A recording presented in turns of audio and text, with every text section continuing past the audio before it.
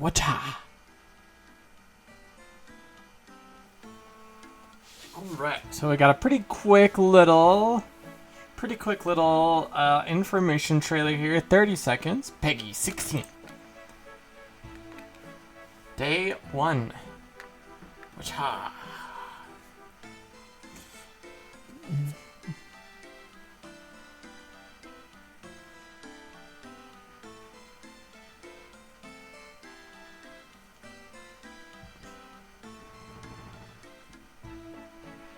Okay. Enhance your woodcutting, mining, or fishing. Tier 1 relics. So this is definitely a lot. And there's a lot to go over here. So. So we brought out. We're going hard here. We're gonna need a lot of dissemination tools. So I've got paint and a spreadsheet. Okay. So, first, we've got power miner.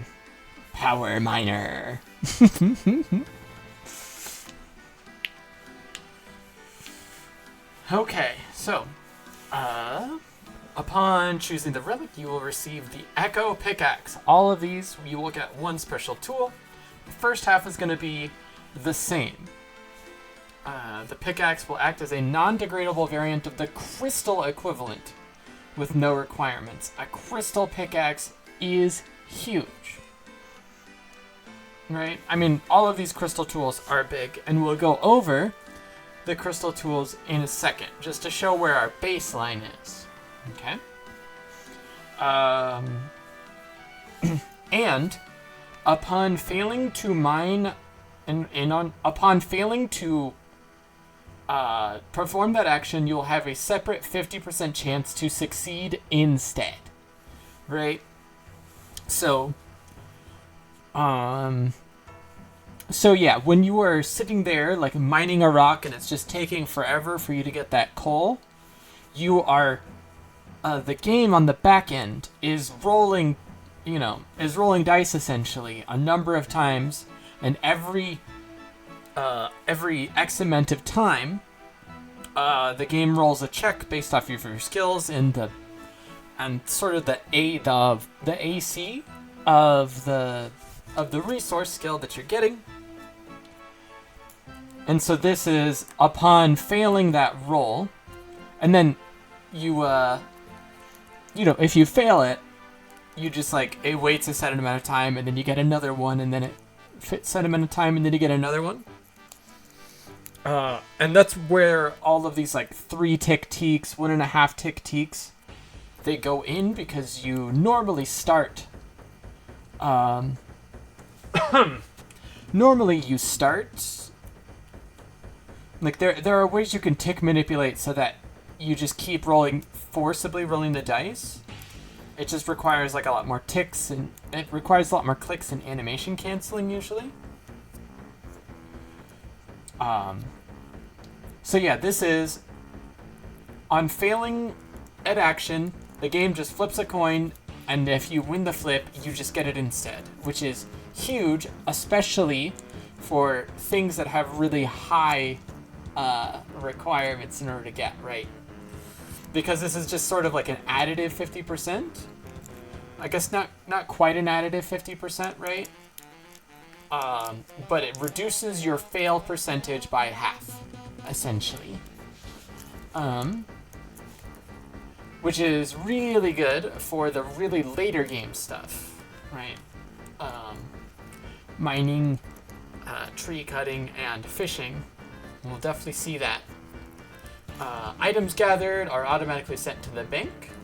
You can definitely turn that off. Probably will early, but you will get that back on pretty quickly. Then, and then here's where we start getting into the new effects, right?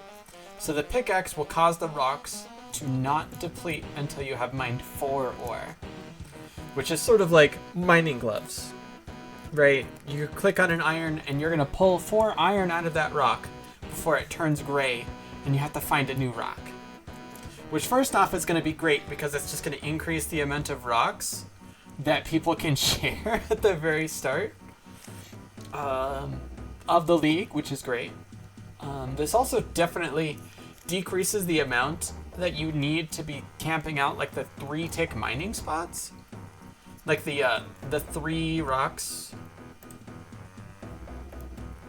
You know, the U, and then you got like an iron, and an iron, and an iron, and you're going back and forth.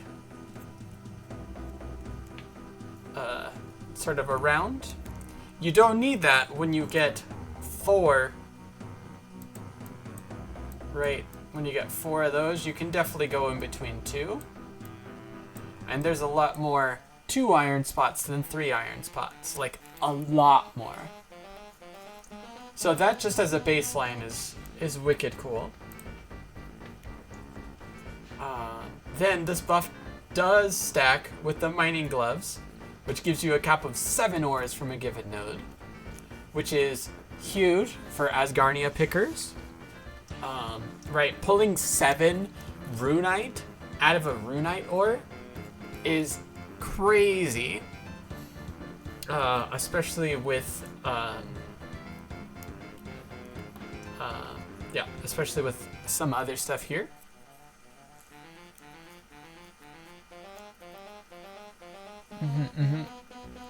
Yeah, so getting 7 runite out of 1 rock is pretty big.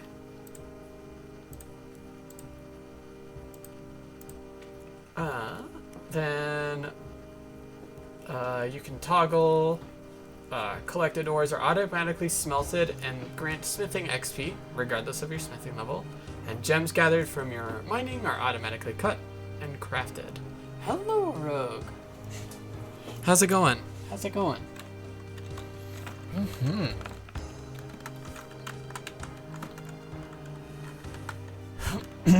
Okay, so pickaxe.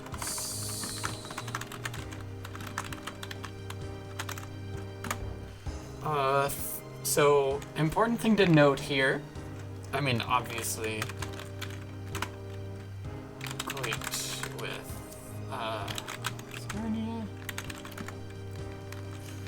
100% chance to smith bars.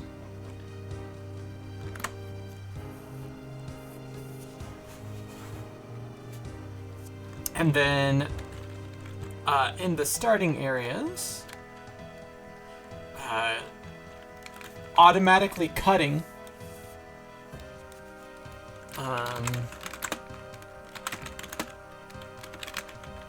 is amazing with the with the starting regions, Karumja, and since the last league, the gem rocks downstairs has also been updated to be able to be reached with Karumja medium diary instead of the hard diary, which means you just need a gout tuber,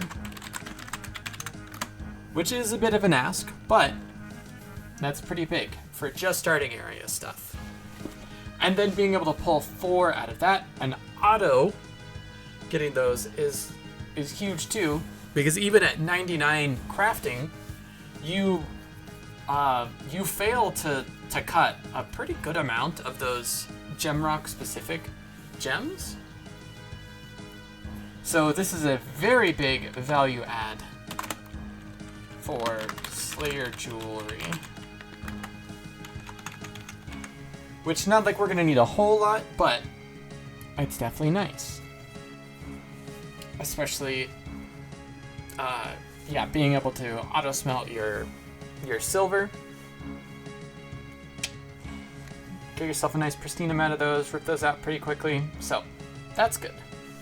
Also, to note that mining and smithing are the slowest to max. some of the slowest skills to max, outside of like runecraft, right? And agility, right? But out of all of the 3/6 skills we have here, mining and smithing are 100% the slowest on almost every single account. Thank you. So, second, we've got the Lumberjack. The Lumberjack relic gives you the Echo Axe, non-degradable crystal axe, 50% chance to succeed upon a failed action, and items gathered from your woodcutting are automatically sent to the bank. Important thing to note, I don't know if that counts for... Like, I'm pretty sure that also means that you auto-bank your clue nests.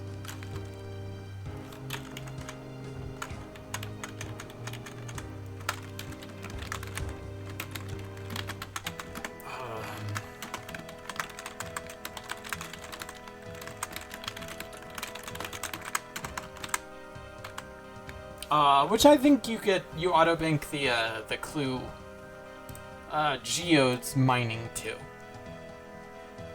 But that's worth figuring out. Not that that's like super big of a deal in order to have them stack up in your inventory. But could be an important thing to note just about it, so that way you don't like get surprised by having like 30 beginner clues in your bank that you weren't expecting to find.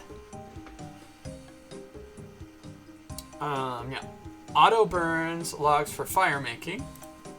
100% chance to burn logs or fletch. Automatically fletch logs into arrow shafts for fletching XP. Which is, a lot of people are harping on it. Arrow shafts. Only fletch. Because most people don't do arrows as fletching training. Right, they definitely don't fletching training only by cutting arrow shafts. Most of the fletching experience you get is from attaching arrows to arrow shafts.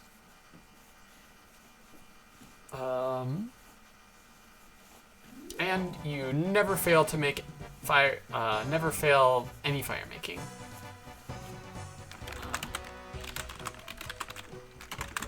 Which is like cool. I don't know how much fire making specifically you're gonna do when you have the axe here.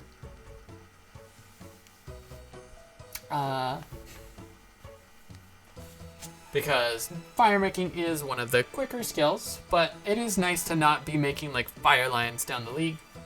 Being able to train that passively, and especially with the forestry changes to woodcutting, you can just pop to you just pop to whatever tree and start cutting it down. Like, yews are going to be crazy good here because yews take a pretty good amount of time in order for them to fall down. And they give really good XP when you are reducing your fail chance by 50%, as well as getting 100% of those logs burned.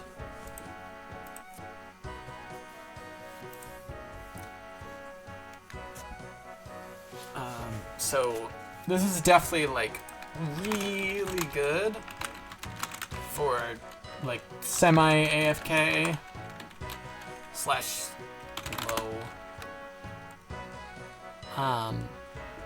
low effort players, right? This is definitely the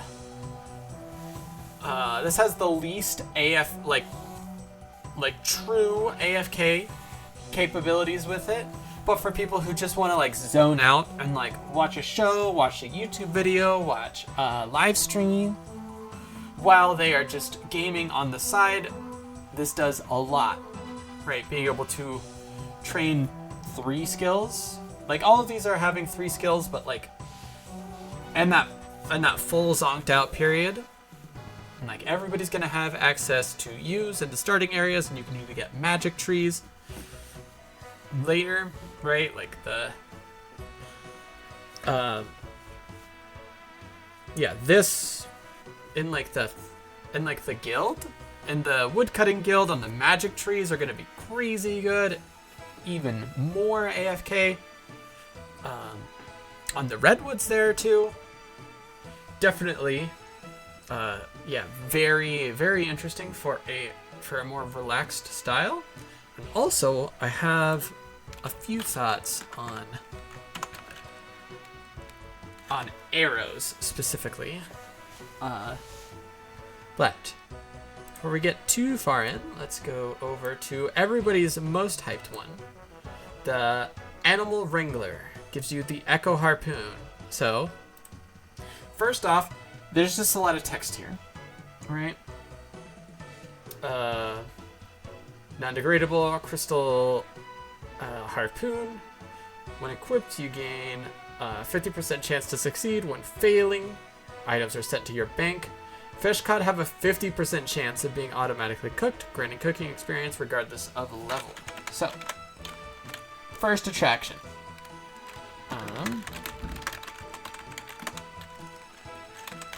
Only 50% cook. Which means that if you want to process all of your things, you are still going to have to do a good amount of cooking. Not that that's like a super specific thing, but it is interesting to note that of the three, this is the one that does its infernal thing the least. But I think it gets over it by attempts to catch fish 1 tick faster. Which means that this is plus 1 tick over. Right, like crystal plus 1.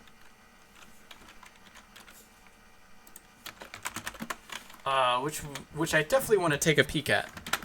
I don't know if that means, because I remember,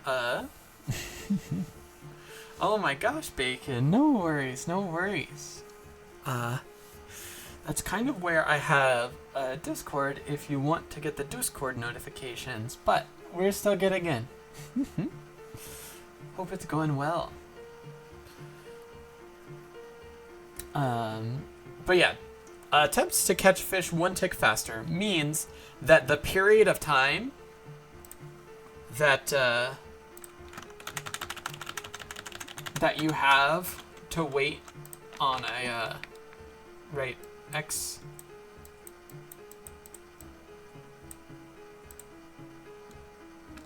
time.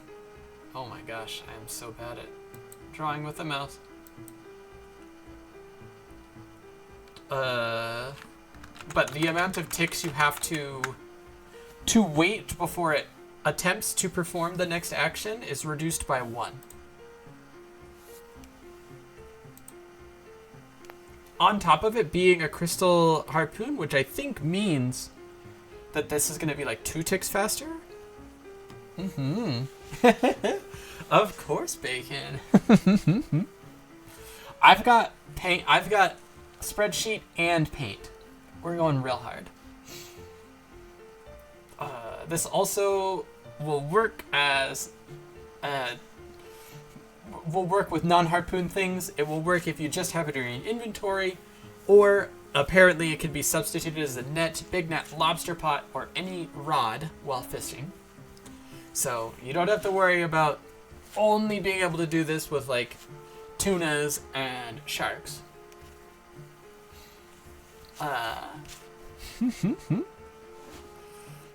So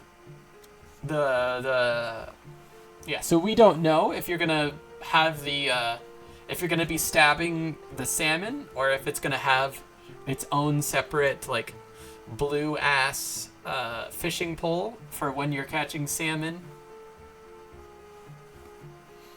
But either way, salmon minus 1 tick with reduced fail chance is gonna be so fast. It's gonna be legit like 10 minutes to get like 15 levels.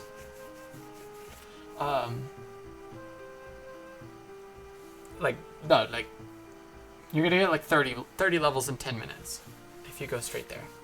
The second thing this also works with, I guess the third skill this also works with, is Hunter. Hunter traps will never fail. Box traps will catch Chinchampas faster. I believe this is going to be pretty similar to the Trickster traps boxes, which I haven't seen a whole lot of footage of. I know that the Chinchampa Hunter stuff was actually sort of like the least valued part of the people who picked Trickster, at least initially. So I want to see some footage of that. But I saw some reports that you just set up a box and the Chinchampas just like just run at it. Like the difference between having 5 boxes out and 3 boxes out was pretty negligible because you were more limited on how fast could you reset the boxes.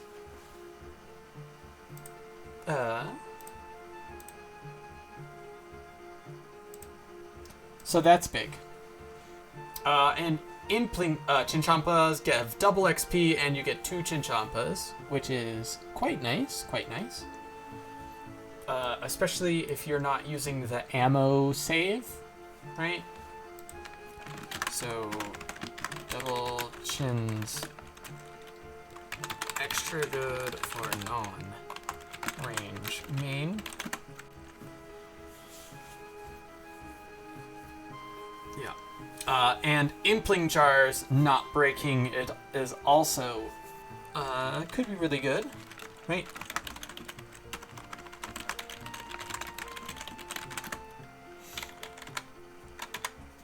Right. Not that anybody ever had any trouble stacking up clues and stuff in the leagues before, but yeah, like if you're looking for early easy clues or, you know, other random friggin' Chunkman stuff.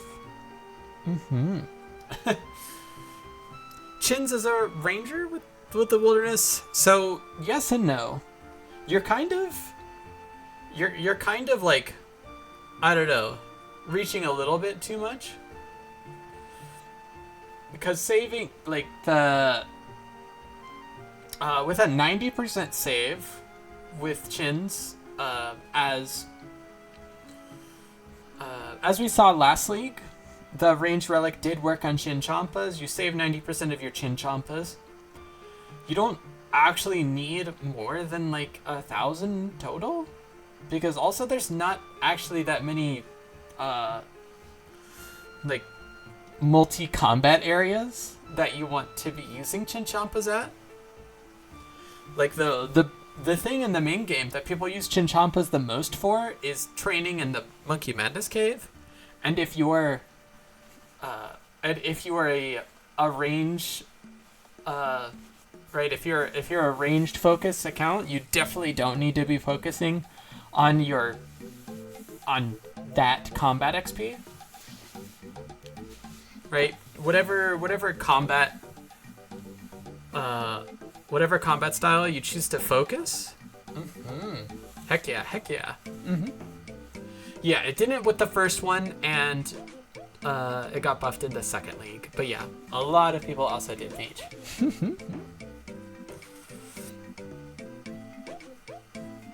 But I do think that this has some really good stuff in the wilderness, which we'll sort of go over. Because I want to sort of break this down region to region as far as total pluses, in order to give everybody a full opinion instead of just what comes off the cuff. And also, you never burn food when cooking, which is also going to be pretty nice because you are not going to be auto-cooking your half of your fish, right?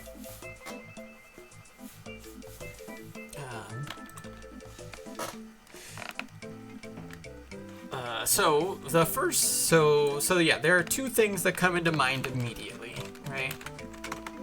The first is that the process doesn't look at your level, which means that right, if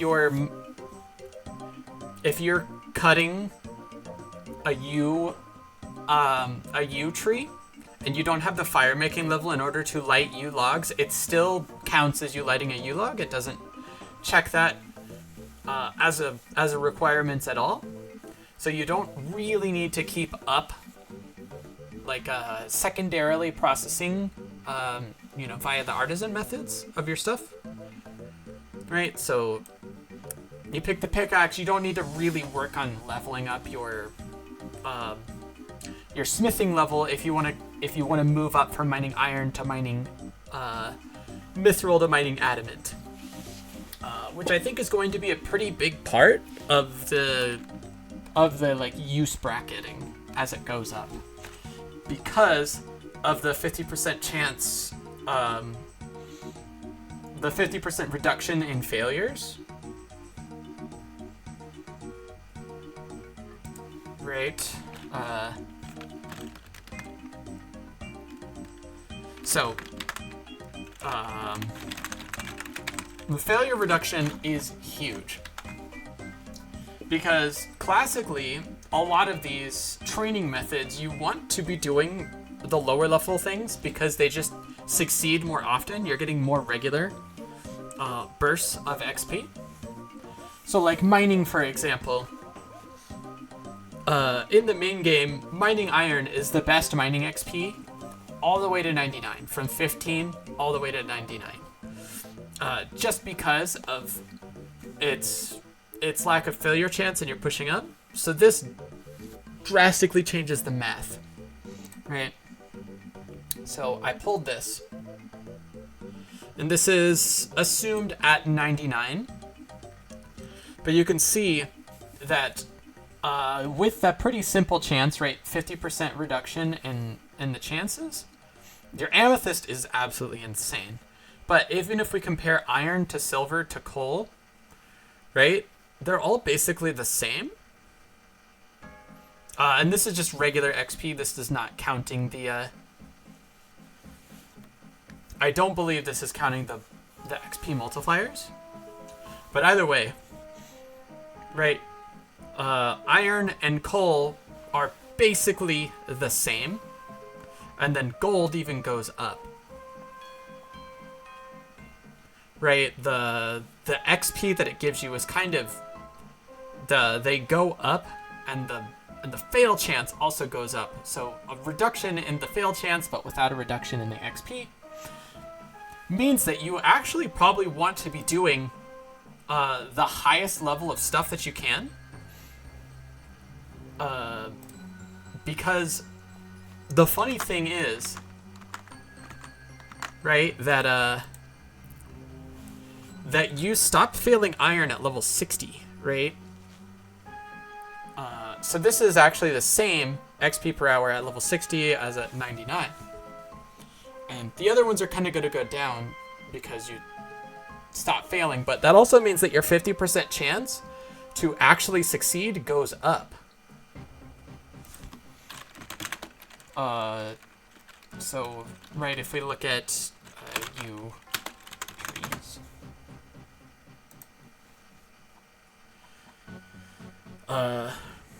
Right. You cut chances. So this is as you right, so you have a 14% chance to succeed at level 60, at level 70, that goes up to a 15.2, right? So you're crawling and working up more and more all the way up, but the plus 50% is a greater increase from the start of the level than at the end of the level.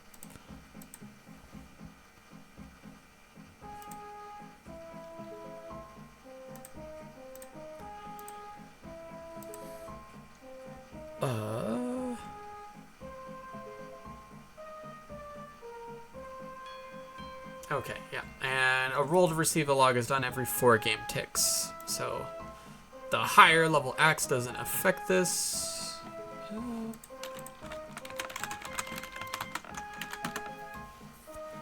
Crystal axe.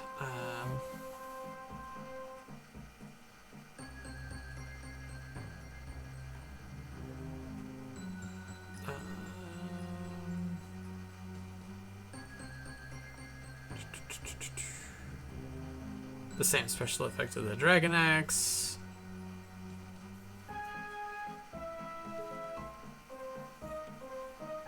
.5% faster. Okay. But,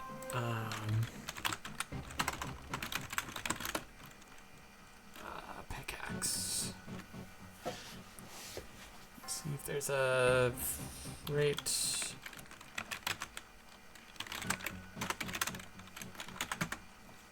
Adamant ore. See if we've got that chart on levels. Some adamant rocks.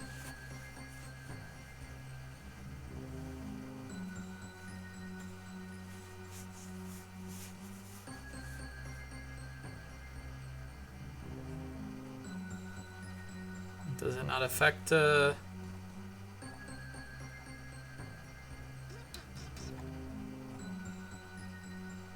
Okay.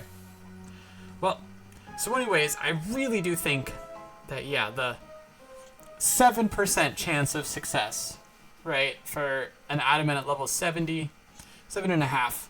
So that means 92.5% chance of failure every single time it checks. So if you reduce that by half, right? Oh my gosh, you failed to fix your sleep schedule. Oh my gosh. Kenneth, well, welcome in.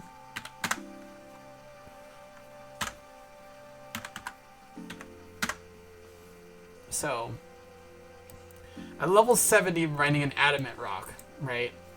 Whereas with the power miner, you go from a 7.5% chance to a 49, almost 50% chance. Is big, right? Even if we go to 80, 8.6, right? So that's 91.4.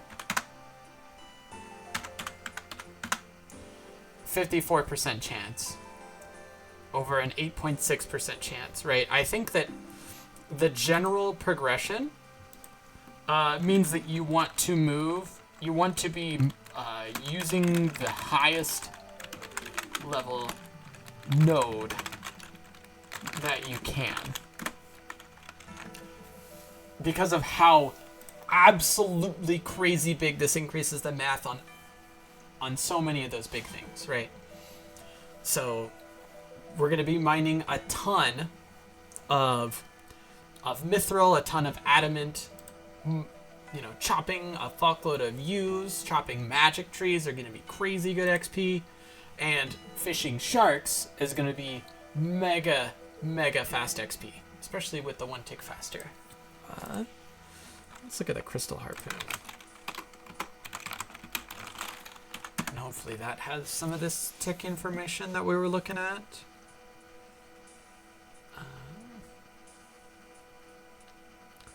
12.5% more than the dragon harpoon. And an additional into crystallized harpoon fish for temporos.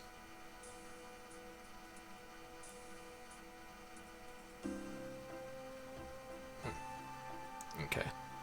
I mean, we know that it's better, but yeah, I don't know exactly how the tick speed works. Fishing or woodcutting? Yes. So, the general consensus is that people like the fishing one the best, and you're never gonna go wrong picking the one that has the most text, right?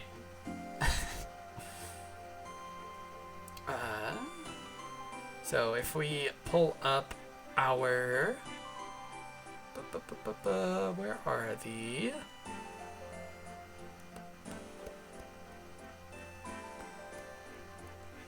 so on the Leagues Discord, which you can see. Fastest will make smithing alongside maybe the diary chestplate. Oh, with the Varrock armor. Oh, that's a good idea. That's a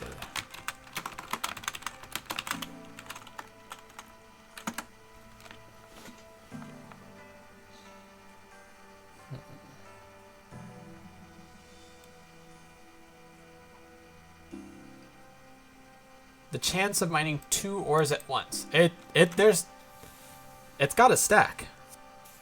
Which means that it probably isn't gonna like affect the depletion, because that's gonna be node side, right? Mm-hmm.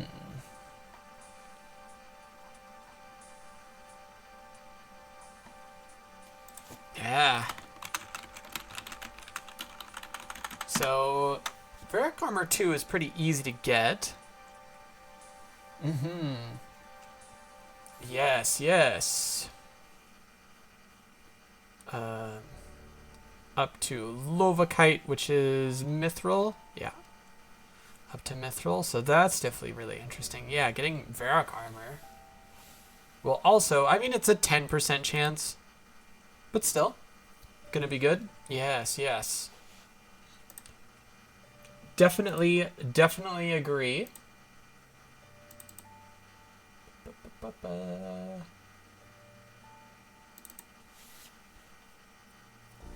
Don't mind me.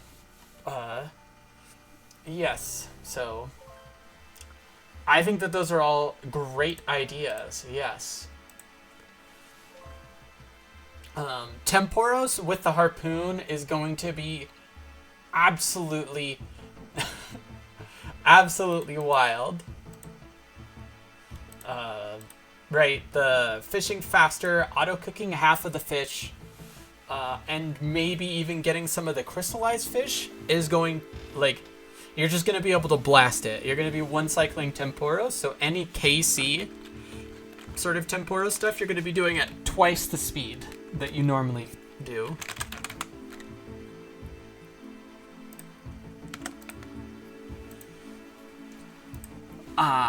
So that's pretty big. The thing with getting arrow shafts is I definitely do think that the axe is the most slept on because it is the least popular. But I think that people are underestimating how much XP is in making arrows, right? Because most main people make bows in order to get their fletching XP, but every single iron account that I've ever seen play maxes their fletching by making broad arrows.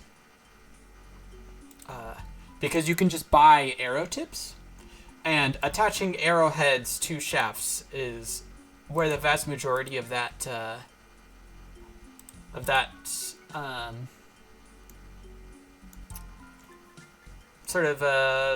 where that process comes in. Mm-hmm. Tempora is hardest to complete.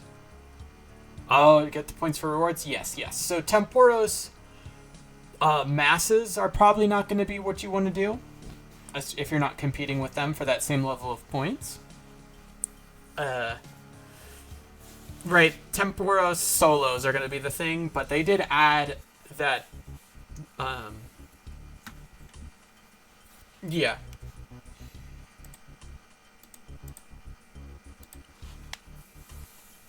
The lander does have that solo, that just auto starts you a solo. Yep. Yeah, they do a lot of maples. And for the last little bit of maxing, you fletch maple logs into arrow shafts. And then you just, while you're hanging around doing fucking whatever, you're just attaching, but the biggest thing is that you can just buy broad arrow tips. They don't run out of stock. You're not competing with other irons for broad arrowheads, really, because they've restocked so quickly. And they're like a little bit worse than adamant, right? So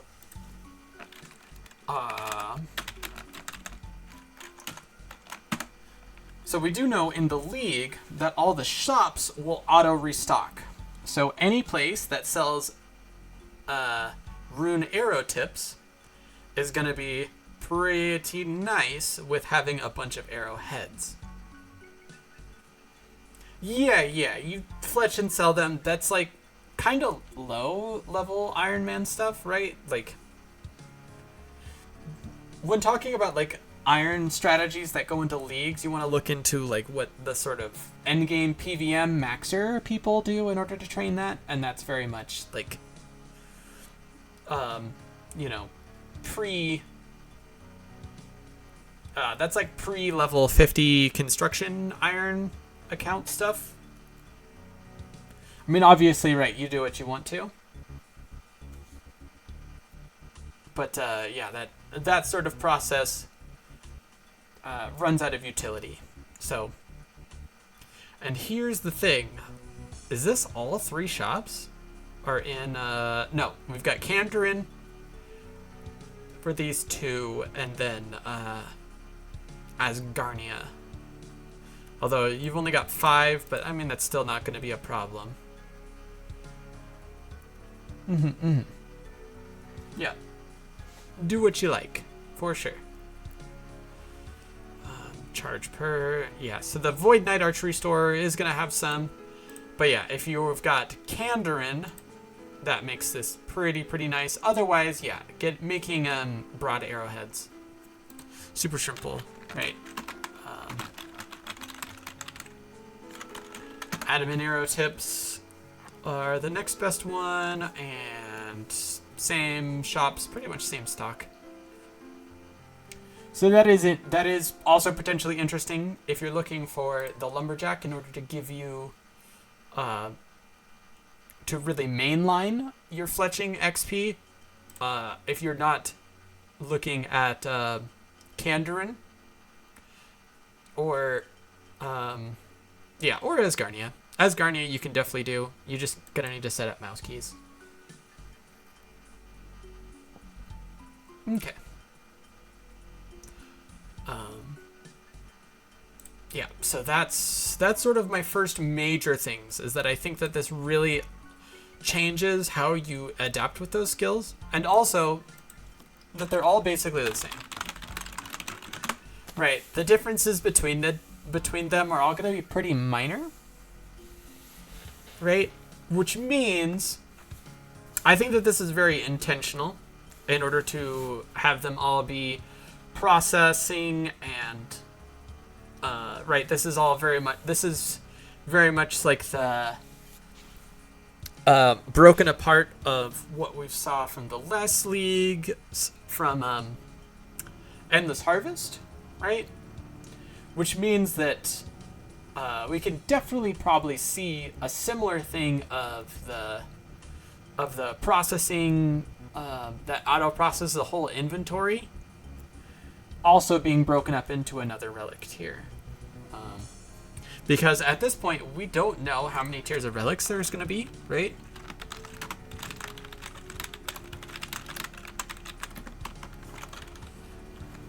Last league, there was 8. With 3 of them being combat tiers. 3.5 being combat tiers. And now we know that coming into this league, there is going to be 1 tier of combat relics.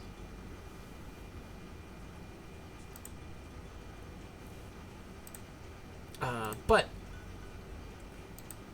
all alone, every single one of these is definitely less powerful than every single one of the tier 1 relics from the previous league. But also, you know, are they like half as powerful? Maybe. Right, 3. But we're gonna have twice as many relics, sort of. So this might be where we're going to be seeing things broken up a little bit more granularly, but that's just general. That's just general thing. As far as looking up the other stuff, I see. Heck yes, transportation one. I really do think that there's going to be like a transportation thing, similar to the Fairy's Flight relic, where they made it to where you could travel to the Tool Leprechauns. I think like a thing that just transports you to NPCs is gonna be like hella cool, right? Like it doesn't teleport you. It just teleports you to like NPCs, and it's like a people pleaser, or that sort of like NPC contact flavored, where it's gonna be like, I could see them doing something similar to this, where it's like teleport to like to like all of the people that send you to the Essence Mines, and all of the Tool Leprechauns, and like something else, right? Like any general store or something like that.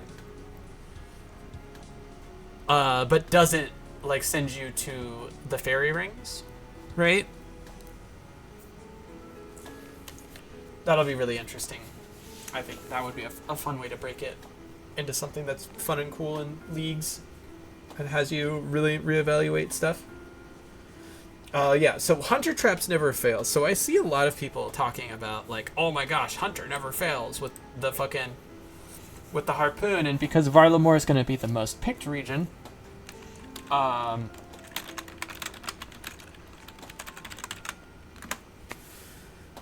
don't think that does much.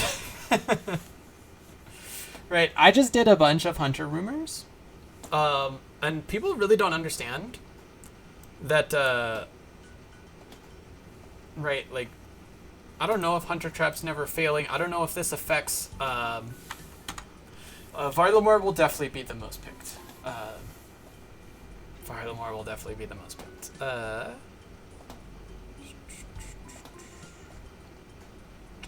Where's the,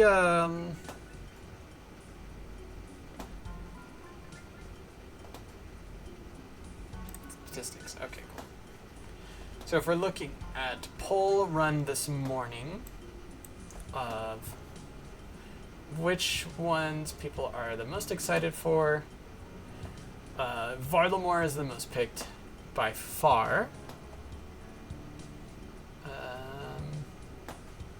And this one, last week, if we see this one that's been populated a little bit more, which regions, knowing nothing, are the ones that people are most excited for?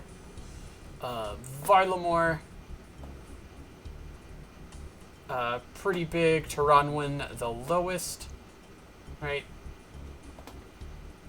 Taranwin and Kandarin being lower than the Wilderness is a pretty big thing. But yeah, this is like, you can pick 3, but you can definitely see that a lot of people are looking at Varlamore, at Mauritania, and at Asgarnia. And then Fremennik is the big one. Is another big one, right? And all of the raids regions are going to be pretty popular too, right? The top 3.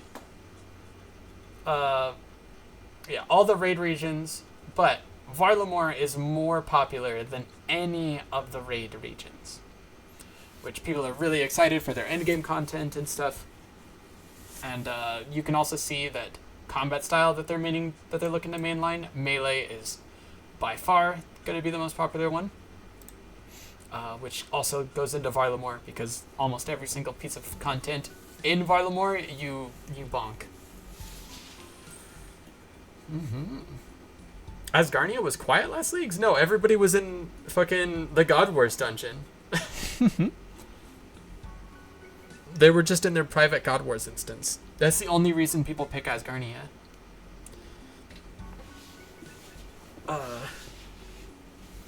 Yeah. Well, they were going in between private instances and last recalling back, like every 3 seconds. So they weren't like there, right? They would just go off into their private instance and then kill the boss in 3 seconds and then teleport back and then, leave to go reset the boss, last recall back into the room. Yep. Yeah. So that's part of the reason why I'm 0% interested in Asgarnia.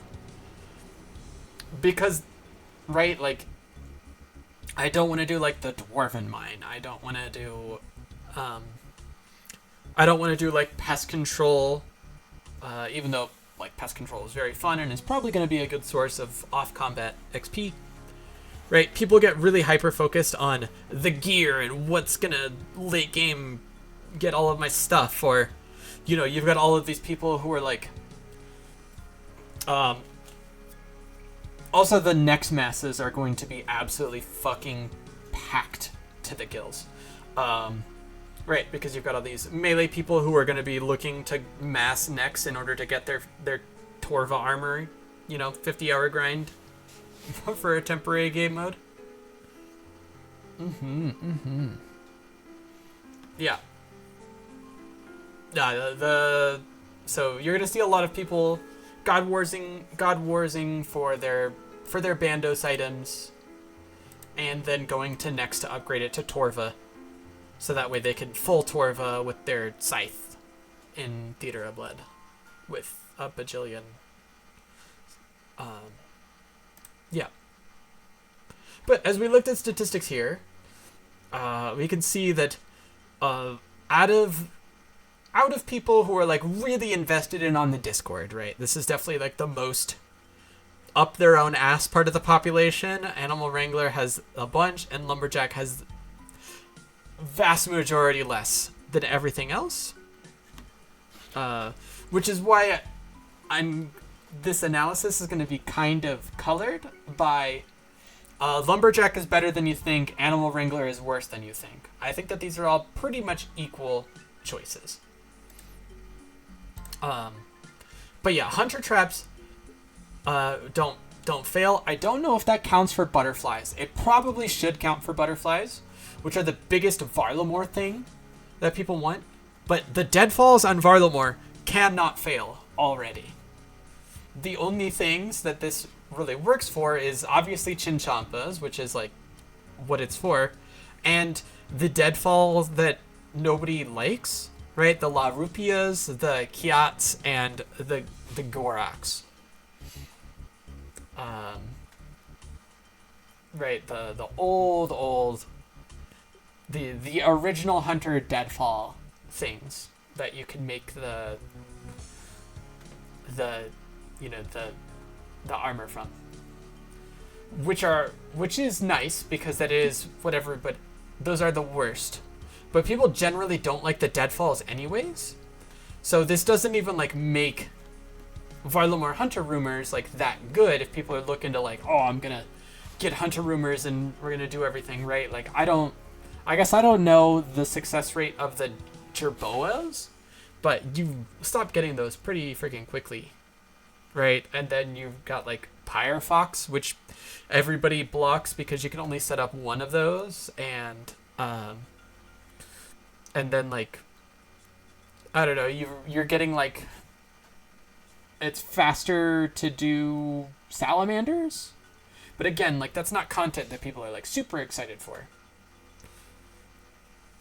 Doing a bunch of Taku salamanders, right? I actually think that the Impling Jars not breaking is so much more of a value add than the Hunter Traps never failing, because Hunter's already such like a big skill. Everybody gets access to birdhouses, which at like birdhouses plus plus 8 times, 10 times, 12 times XP rates are insane. Yeah, but Puro Implings are great. They've got a ton of shit on this drop table.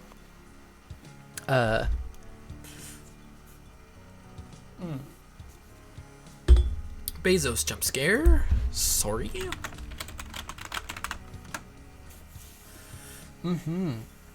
Yeah, well, so we don't know if imp catches don't fail because they're not traps, right? You're catching them with a butterfly net. So I assume that doesn't fail. But yeah, I think that this is bigger for Puro. So I could see that not working at launch and needing to get patched in, because I do think that is the intent of what this is, and this is going to be the most picked option. So people are going to whine about it on Twitter, but it might not work for the start.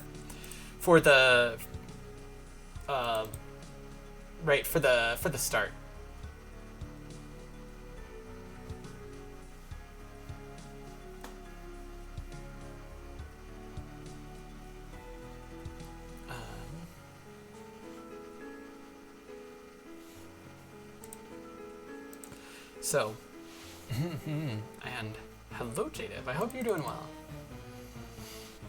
The other thing I want to speculate on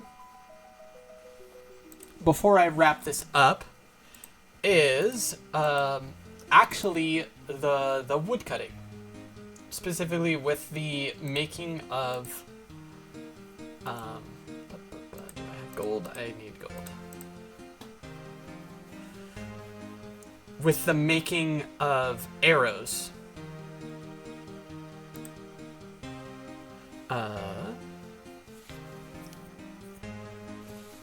Because I think people are sleeping on arrows for good reason, too.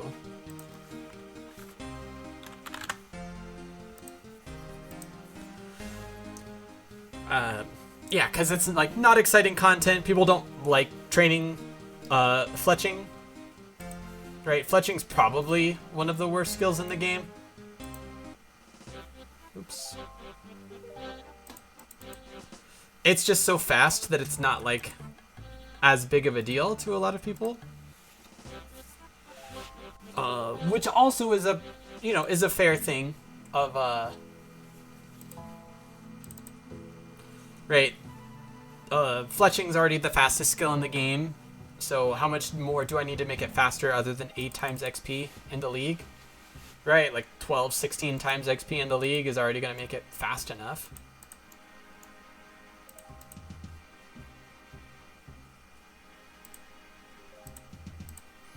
But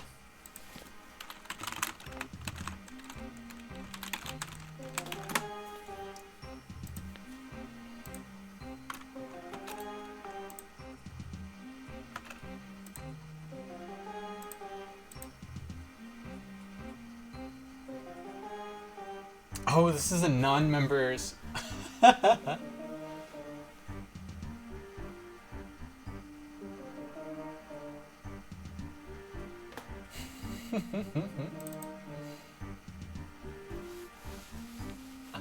I goobed up. Okay. So the thing that I want to pull in is, I think, medallion.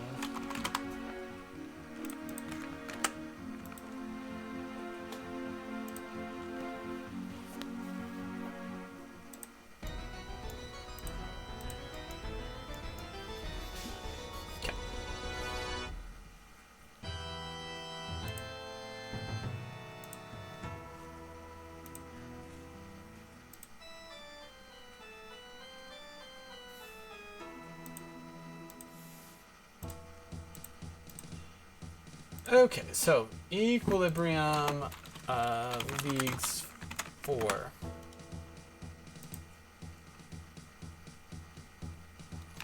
So this has been in a few leagues, and it's been passed on every single time, and I think it's really interesting, and it makes me think that they're going to do a similar treatment to this, where they're going to throw this into one or a few other things, where they're going to, every single time you gain experience, you gain additional XP equal to your total level. That's not multiplied.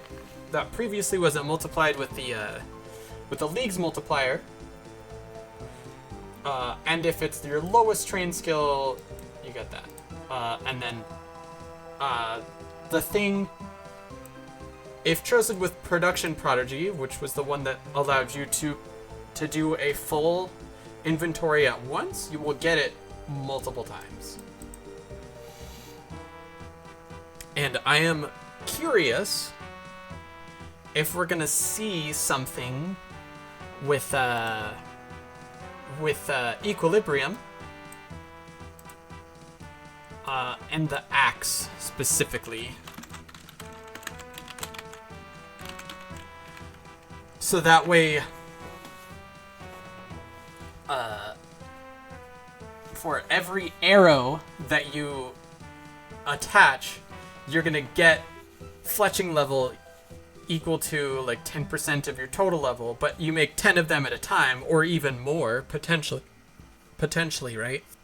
Like I could see a relic that makes it so that attaching arrows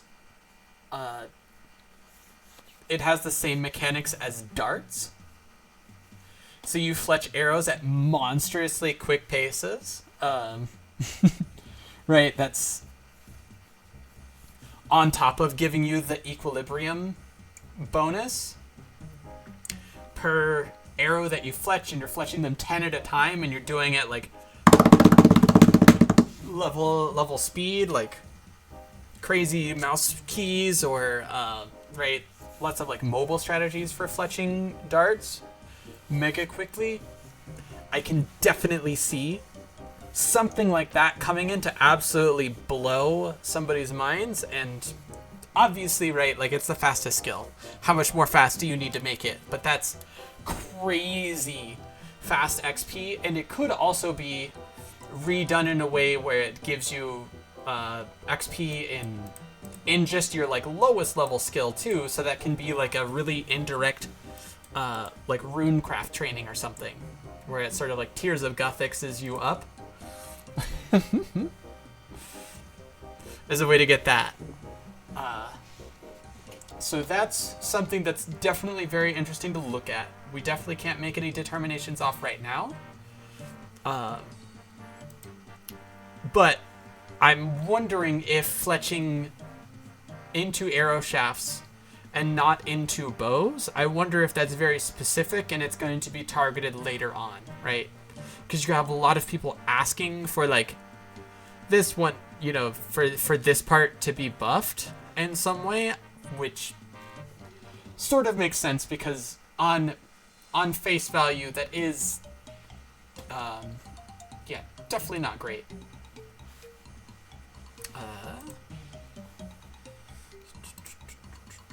Some of the other stuff that we saw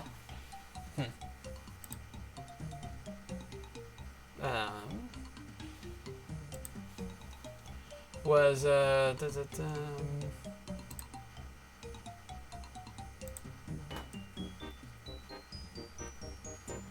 relics and stuff. Yeah. Yeah, I saw one dev post saying that these will all work as you expect them to, right?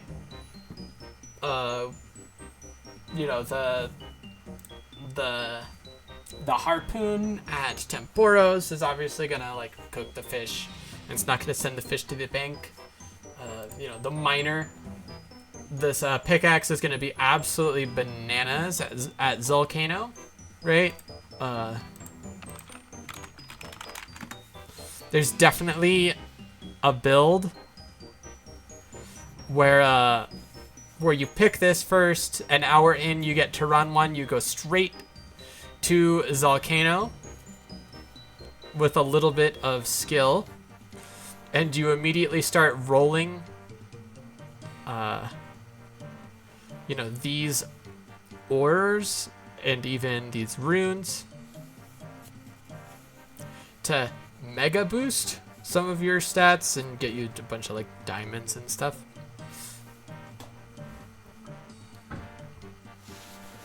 Right, doing Zulcano crazy early could definitely be a good idea for like a video for a content creator or something like that. I don't know exactly how good it is, but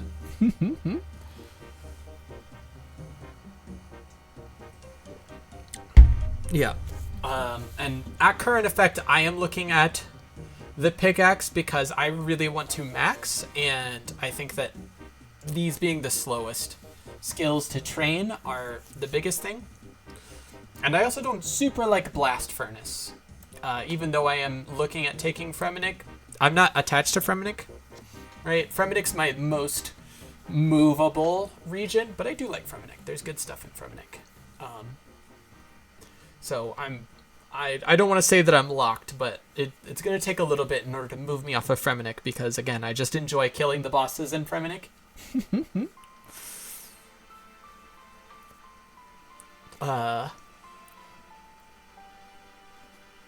Yeah. But, yeah, that I've also seen that, like, yeah, the axe, I don't know if it's gonna auto burn the logs at Wintertod. Which I guess is like fine, right? Um, like you're at Wintertod to burn the logs. Or if it's gonna auto fletch the logs at Wintertod. Which again, like, I don't know, if it auto fletches and then there might be some amount of processing thing. It could be faster. I don't know. Wintertod's already mega fast. League's XP multiplier is already mega fast. I don't know if this is going to be super big of a deal at Wintertod, but if you are looking at this and you're going to have access to Zaya, this is going to make Wintertod like absolutely crazy. Yeah. Other things to note is that for AFK stuff too, right? The axe at a higher level tree is going to be really good for low intensity AFK, right? Stuff like agility, where you just like click once and you just kind of zone out. If that's something that you really, really enjoy in your gameplay loops, that's definitely the sauce.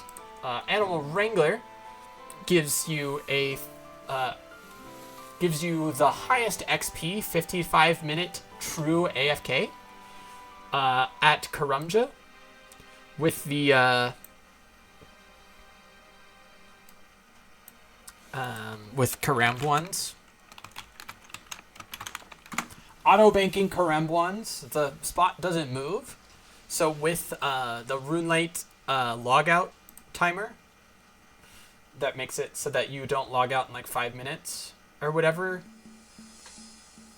I guess, yeah, I don't know if it's 15 minutes, if it's like 30 minutes or 55 minutes or something, but you can click Karambwans and legit just leave, and you won't stop that action. I feel like it's about an hour.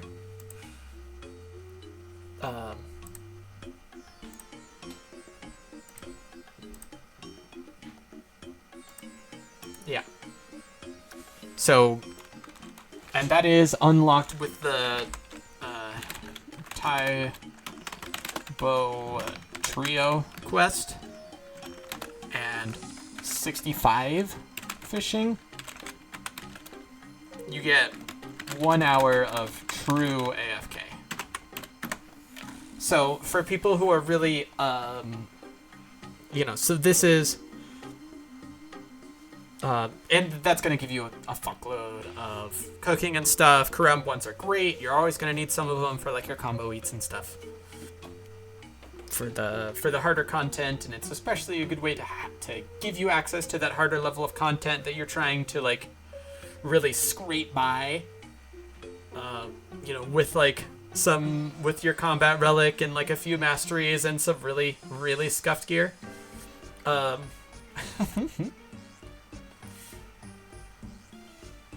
Yeah, so this is definitely a good thing to note for people who want to take showers but also don't want to lose any XP.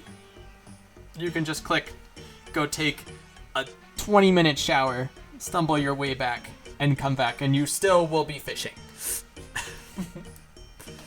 And for the pickaxe, at level 1, you can do the same thing at the essence, at the rune essence mine. With the,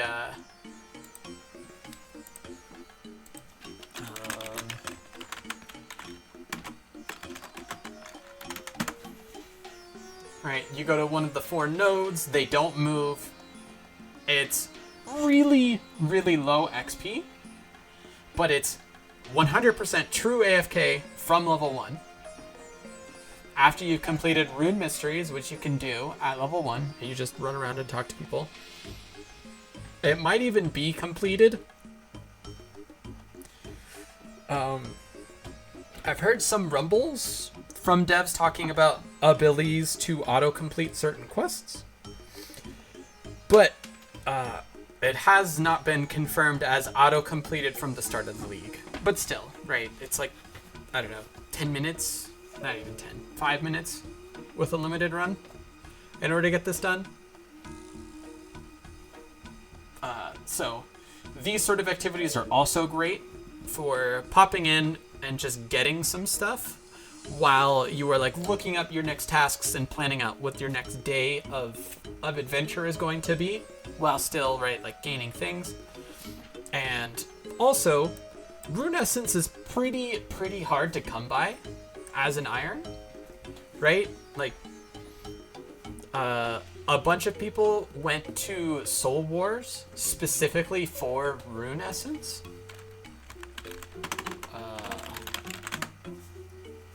And the last league. And people are, and they're really going to be disincentivizing Soul Wars in this league because it was definitely a little too good. I'm level 76 mining.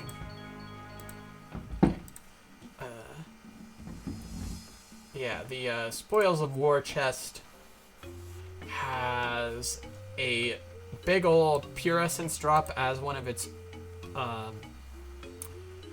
earlier drops, which is how most people last league got their pure essence.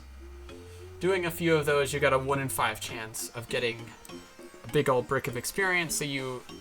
But that put pure essence behind Soul Wars, which is a PvP minigame. Like they had a world that was dedicated for people who didn't want to PvP it and just kind of like did the duo solo method and just sort of like everybody just ignored each other and just fought the boss and just got a bunch of rewards.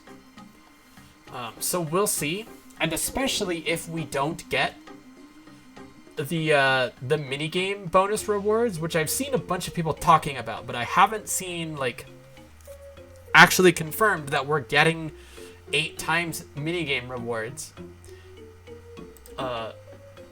Being able to just full AFK and pull all of the rune essence you need in order to max out of the rune essence mine is definitely going to be a significant value add for the people with the pickaxe. I definitely wouldn't say that it's a selling point for the pickaxe, but good to know if you have it.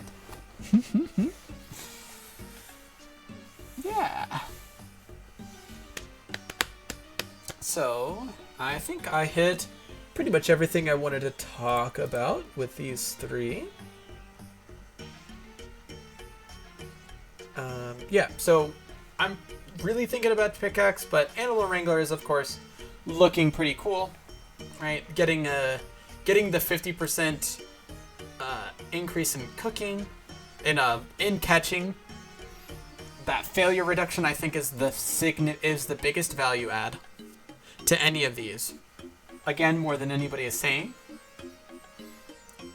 So getting access to like really high end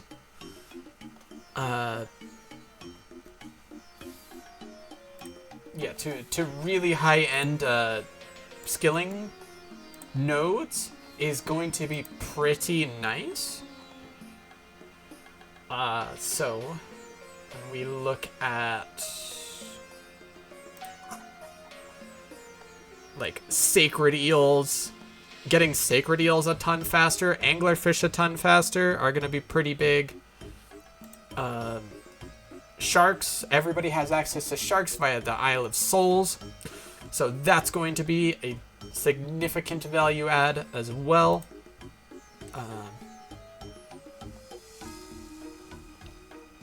Yeah, crab ones, and dark crabs are also crazy good. Dark crabs heal as much as manta rays.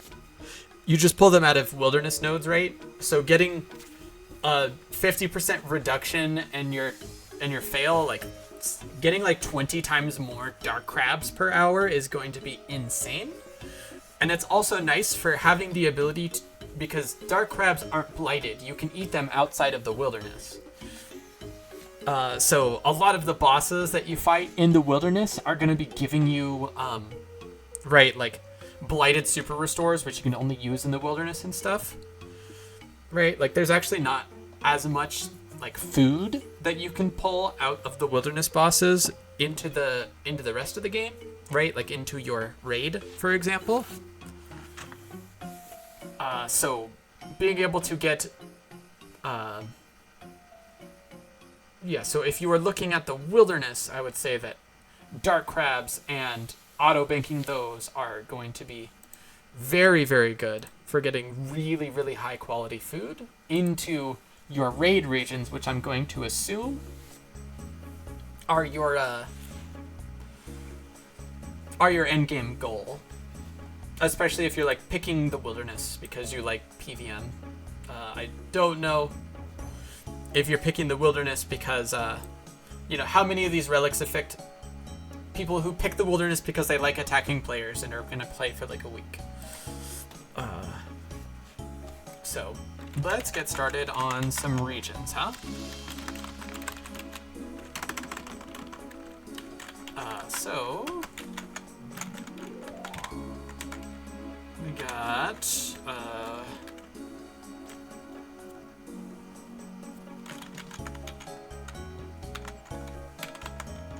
okay, we got harpoon.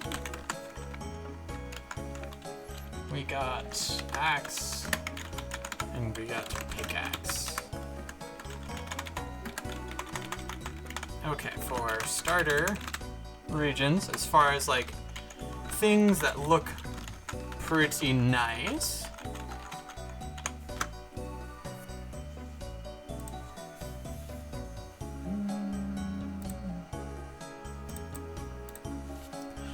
Obviously have crumb ones.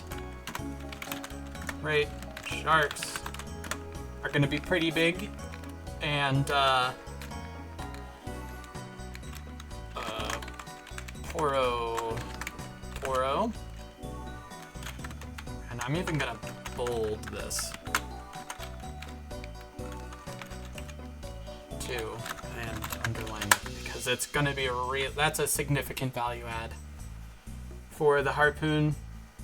There's I don't know, like, there's so many fucking items in Poro. All of those implings have such a huge drop table.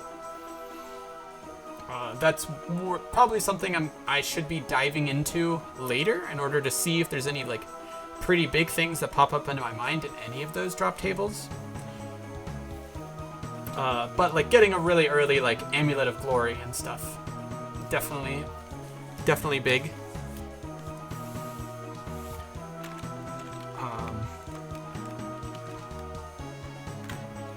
Then, yeah, as far as other high-level nodes, faster bait fishing is also going to be like mega fast, and you do pretty much all of that in the starter regions. So getting like 8 times faster, 8 times XP bait fishing is going to absolutely skyrocket you pretty much all the way to sharks nearly instantly. Axe, we have trees up to U, right? And I think there's maple trees, but I mean the willows south of Draenor are going to be pretty packed with forestry stuff. Forestry events are a little confusing, but were a fairly good source of points early on into the league, so that's definitely a pretty nice one. And then there isn't any like arrow tip shop in Varrock, right?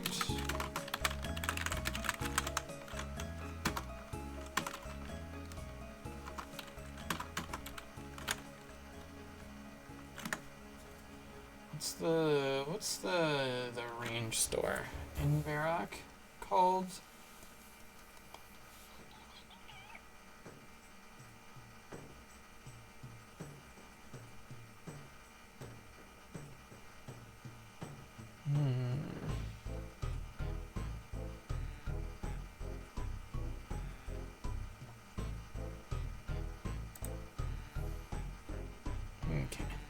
Yeah, they don't sell arrow tips because that's members content. So there's no fletching ad there, which is also a little bit of a pisser, but not that bad of a. But I think that having yew trees is going to be more than enough in order for you to max woodcutting and fire making with the relic right day one if you really love chopping trees. We have rocks up to iron, right? What rocks are in the barbarian village? It's got to be like coal, right?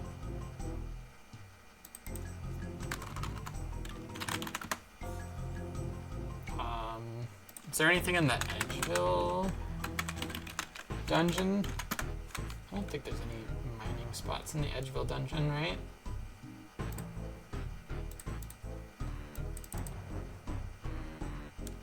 Yeah. Just taking a peek at rock spots, right? There's copper, tin, silver, which is gonna be a little bit worse than iron.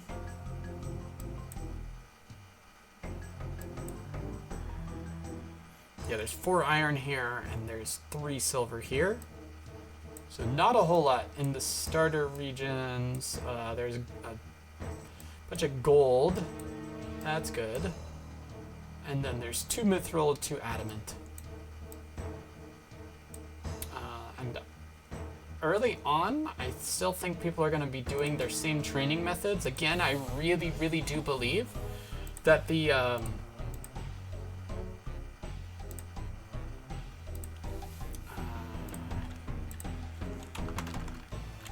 marks up to gold to add a 2 myth. I think that yeah, people are going to really underestimate the value of the failure reduction.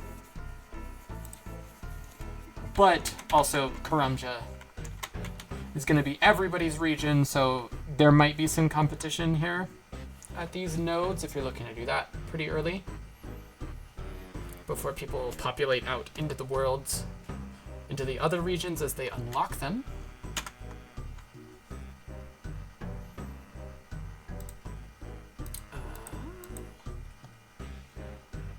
Yeah, and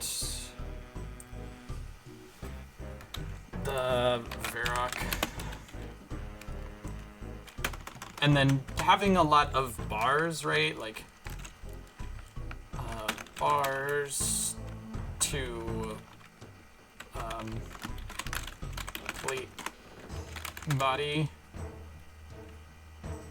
and Varrock.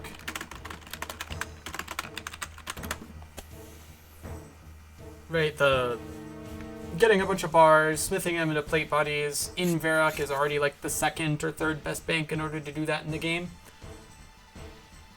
So getting access to, like, you know, that sort of a highly used training method is potentially interesting.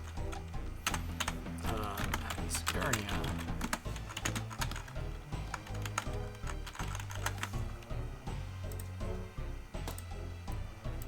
Let's do light blue. For the harpoon.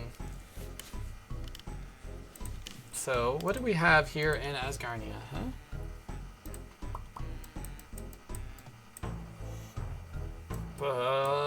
You got Port Sarim, right? Some anchovies, not a whole lot over there.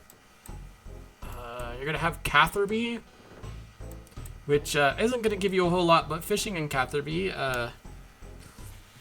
you know, fishing sharks in Catherby as opposed to the Isle of Souls could be fun. Oh, you got barb fishing, I'm pretty sure. Oh, that's not Asgarnia, that's Kandarin. Haha.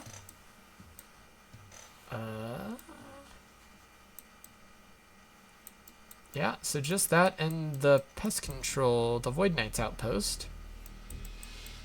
So yeah, you don't get any benefit here, right? Remington, again, anchovies. I guess Camdazole, right? Camdazole tetras.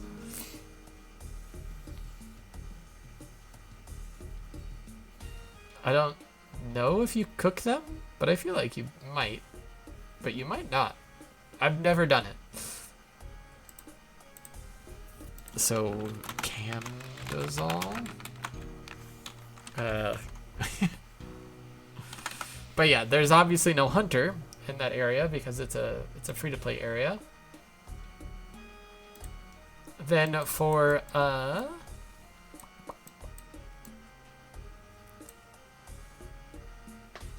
wood cutting, there's definitely some more yew trees. Where's the maple tree in free-to-play?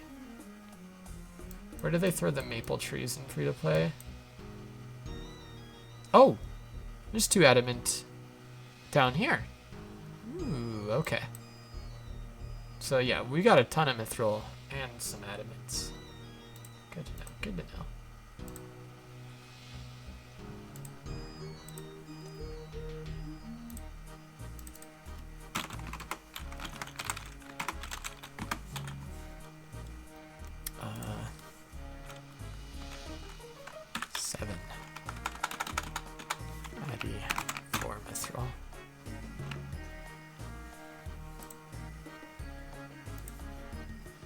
Okay. Yeah, bunch of gold, copper, hot air balloon, right? Taverley.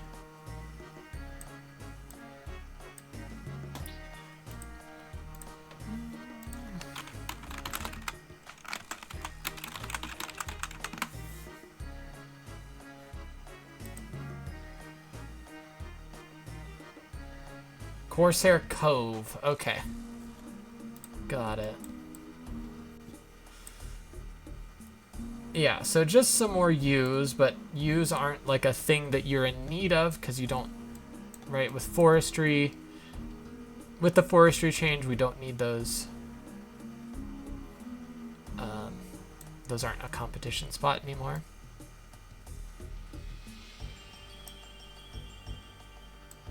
Okay.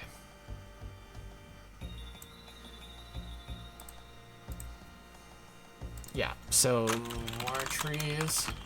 Meh. And then pickaxe also doesn't have a whole lot, right? Like more Camdazole, I guess. And is there anything in the Taverley dungeon? Not really, right? I guess there's the, right, the Dwarven Mine. Also has an archery shop, apparently. Oh, Mining Guild. Derp.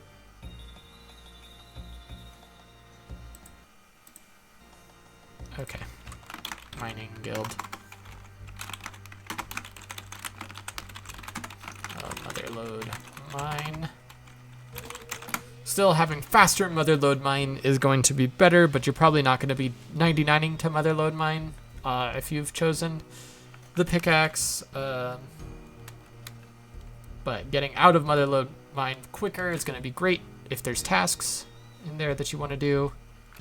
And mining gloves. Okay. Kandarin.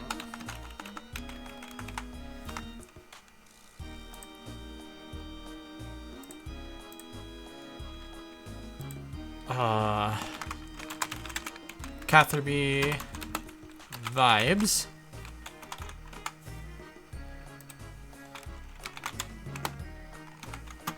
So there's Catherby.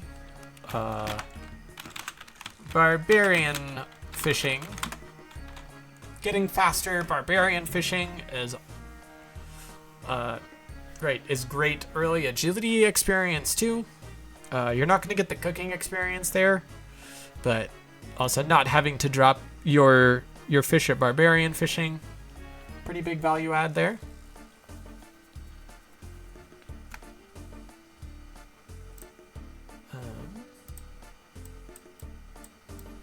Right. Oh, and the fishing guild as well.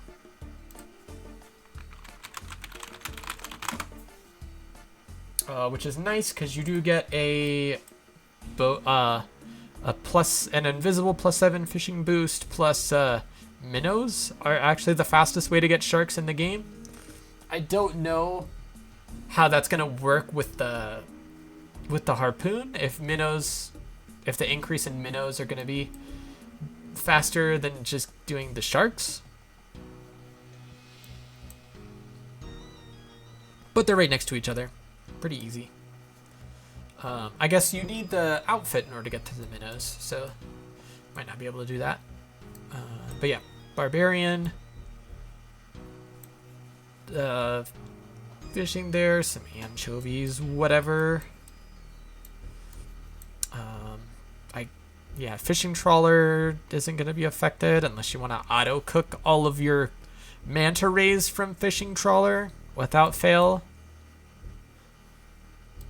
Like, whatever. There's nothing here, right? Some anchovies. Myths Guild potentially could be good. Let's say Myths Guild. I don't know.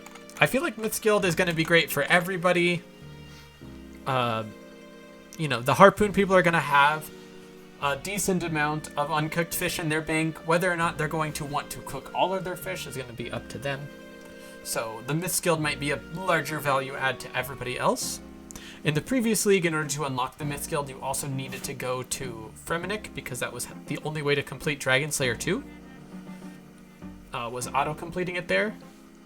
But, right, there might be a way to unlock the Myths Guild without dedicating a whole region to it via that way that we don't know about as far as the quest unlocking. So, worth thinking about, but not something we can plan out right now. Maple trees. For days. Catherby vibes. For woodcutting, right? People... Right, woodcutting the maples and the willows here, or the yews here, right? It's such a big vibe. And there is some magic trees here as well. As well as legit magic trees. And the best flip, the best arrow tip shops.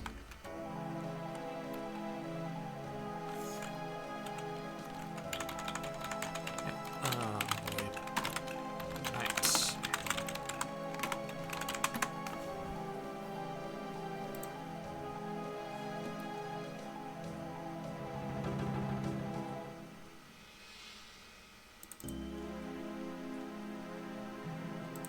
Okay, and then in for mining in Port Khazard, huh?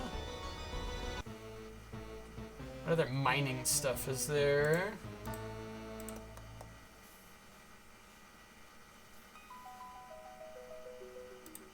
Oh, I probably should have used the PvP arena teleport. Oh well.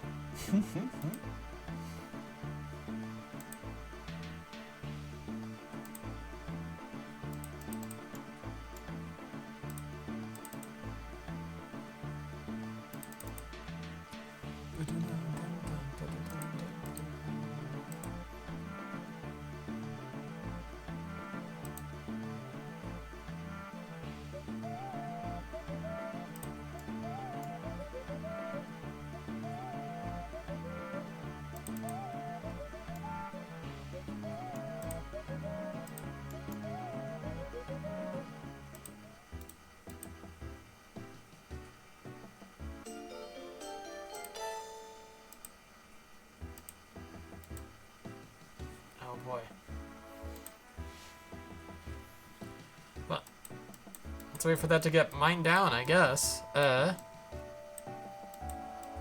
so I know that there's a bunch of iron rocks here.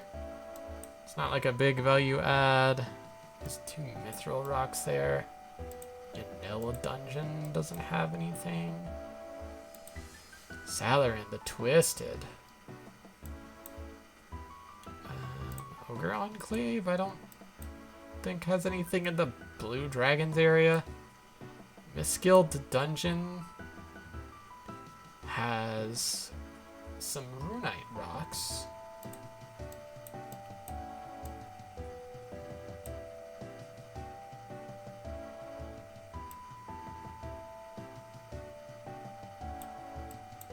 Okay.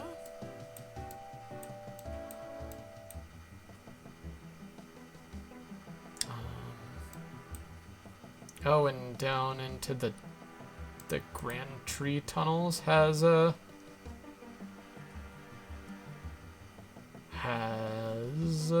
some iron. I mean, a bunch of 2 iron spots, so that's good. Early mithril adamant, yeah. So we got myth and addy rocks.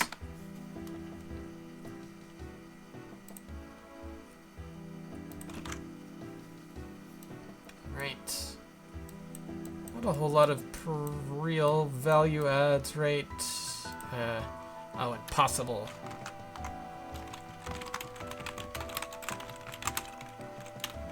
That's good.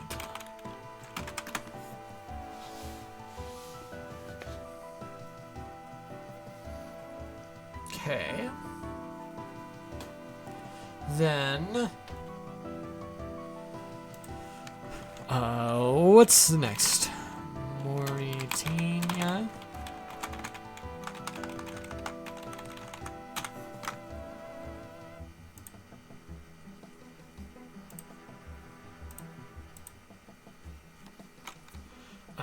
Pretty sure there's sharks there. And we're in like Berg de Rock. Berg de Rot, yeah, there's a bunch of shark spots if you want to change of pace.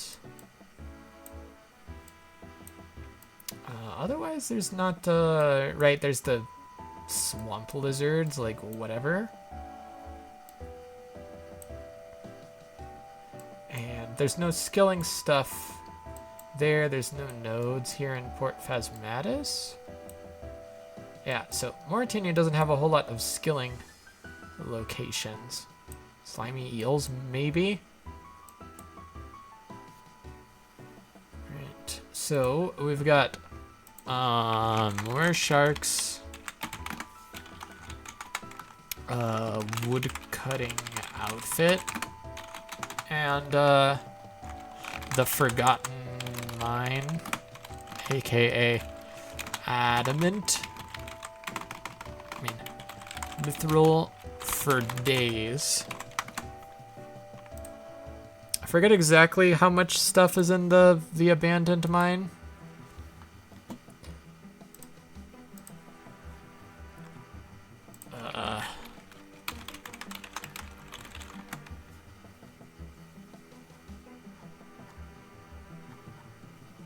But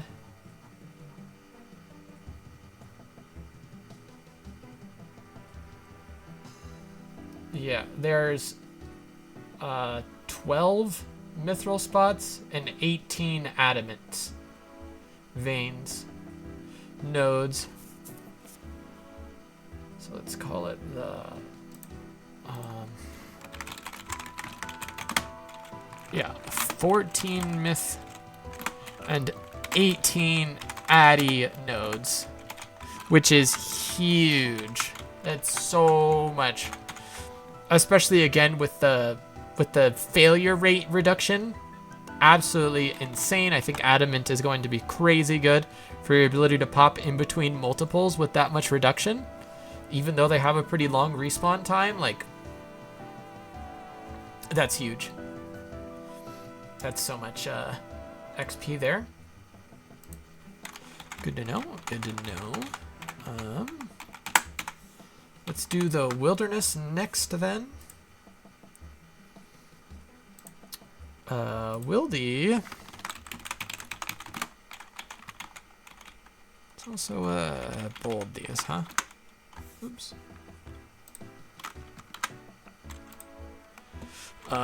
Dark crabs.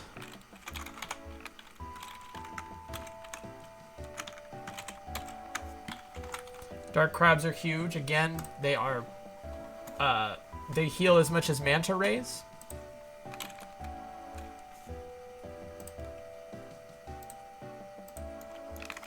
Yeah. Still need a little bit more. But we'll get ours. Wilderness has, yeah, quite a few resources. You got dark crabs over here, and you've got also them in the hunter area, anchovies, and I think that's actually it. I think you just get dark crabs.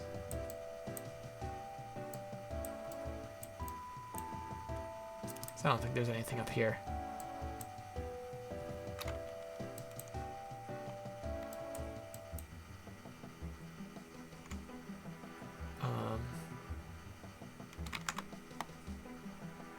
Yeah. Ents, I bet, are gonna be pretty nice with the axe. Otherwise, there's nothing else to cut here other than, I guess, like, what the magic tree is? Yeah, there's and magic trees in the resource area. So we don't know how good Ents are gonna be with the axe. Ah! Thank you, RTM. How's it going? How was that city? We're still in the middle of our rat raid. What am I doing, Pills? We are going through. I am still walking through the league reveals of the day. Raccoon City stink.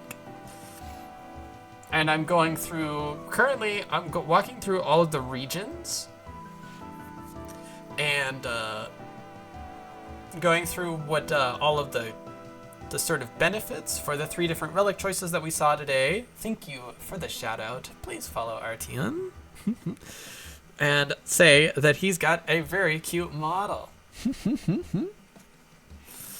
Yeah. How's it going? Hope you were doing well, hanging out. Had a good stream. And for mining, there's a fuckload of options in the wilderness, right? There's 2.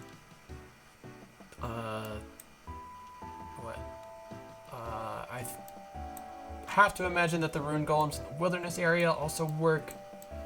2, 4, 6 runite, I think. 6 runite. There's this area that's got 22 mithril, 26 mithril, 27 mithril, and probably like there's 6 adamant, 7 adamant, 15 adamant nodes. Yeah. Right. Again, these 2 pretty big. Value adds there. Yeah, and dark crabs. Again, really, really high quality food and resources that you can pull from the wilderness into your raid. Very, very useful. I think that's it for the wilderness areas. Oh, and fucking the black chins, which everybody is also super about. All right, getting to do your black chins, having them like run into your traps means that you can honestly like share the black chin area with another person too. Like there's enough chin champas to go around. And getting double chin champas is also pretty big. The biggest thing to note is that the chin champas aren't auto sent to the bank. I don't think. So if you are PK'd with the Chinchampas, I'm pretty sure you lose them all when you die. Because even though it's it's counted as a PVM death. Yeah. Right, even in PVM deaths, you lose all your Chinchampas in your inventory when you die. But Black Chins in the Wilderness is just the fastest. It's just the fastest hunter method in the game, so getting that. Yeah, so making that even faster is going to be, again, even faster.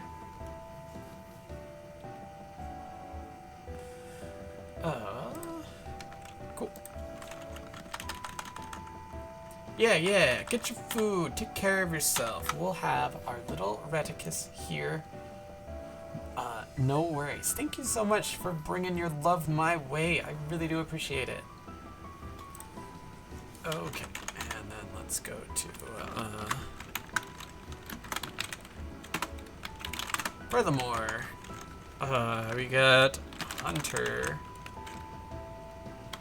Rumors, which are going to be better with that. Not like a ton better, but they're definitely going to be better. I definitely imagine butterflies. Again, I know a lot of people are looking to do it super early. I can definitely see a world where that doesn't correctly increase your chances day one. We'll see. So if the harpoons increase to your butterfly catch chances vital to your plans, that might be something to dampen some of your plans, or at least figure out like a plan B for your day one plans, just in case that isn't in and needs to be hot fixed or something. Varlamore also has sharks. Sharks and swordfish nodes. Varlamore has like all of the nodes. All of the fishing nodes, yeah. And in the starter area here, you gotta go up over here, but there's lobsters and sharks over here. Yeah. So there's lobsters up over here, there's sharks here, and then and it doesn't matter if you have the harpoon that they're not close to the bank. Island Souls Dungeon also has 1 runite and 2 adamant. Good to know, good to know. How about that? 1 runite and 9 adamants. There's actually more adamants in the starter area by a lot.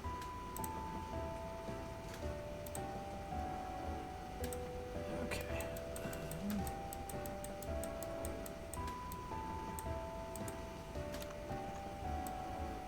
Okay, yeah. So there's lobsters here. There's like anchovy spots here.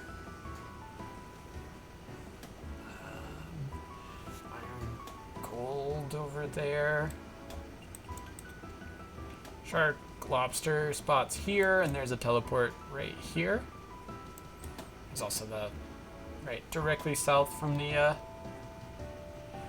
Quetzal teleport, which everybody has the Hunters Guild from the start. More sharks over there. More sharks over here if you want to change the pace.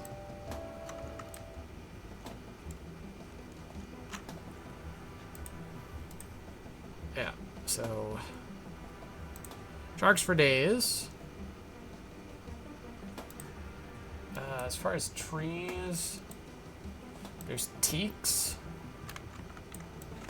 which are going to be pretty fast and also a value add. And I bet there's like yews and stuff, right? Yeah, there's yew. Maples. Teak. Maples. I don't think there's a magic tree anywhere in Varlamore.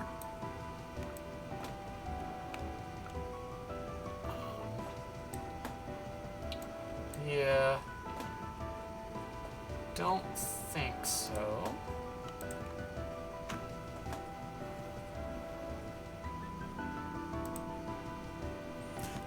And then you can grow a mahogany.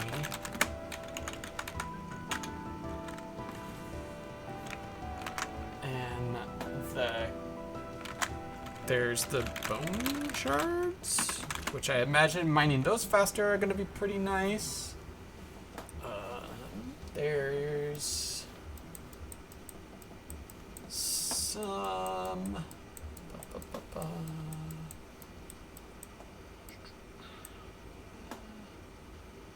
Yeah, 4 mithril, some silver.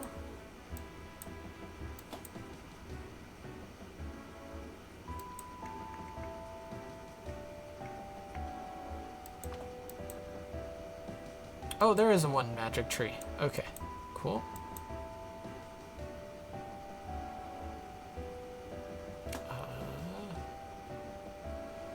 Yeah, just more of those. The mine's gonna be in Camtorum, huh? 2 mithril, 1 adamant.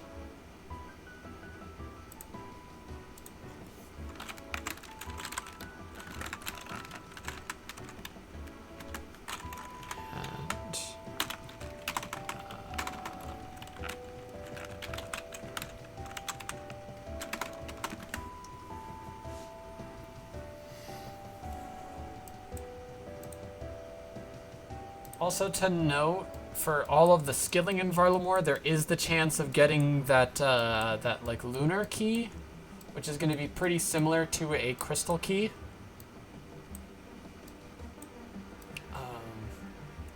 So that's a good way to get a dragon stone.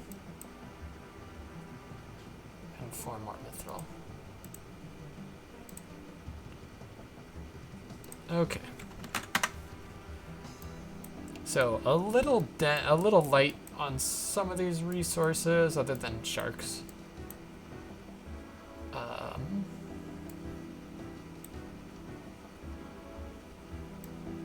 Good to know. Good to know. Zaya is gonna have a bunch though.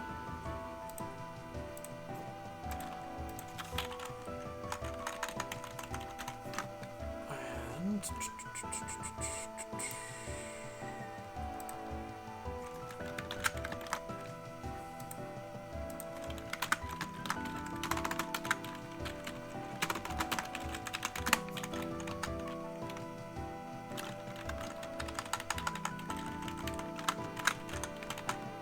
okay. Yeah, more sharks.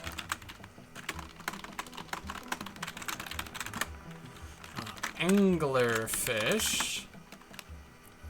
And I bet that somewhere in the fishing and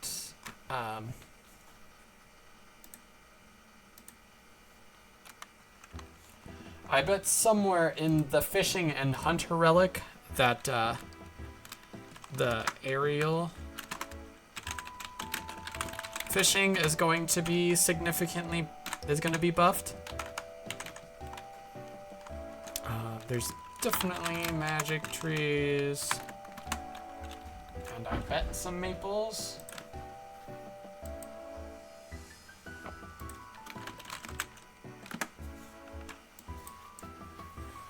Yeah, use really close to a teleport. More use. I know that there's 2 magic trees here next to that teleport area. Shark, lobster, anchovies, a bunch over there.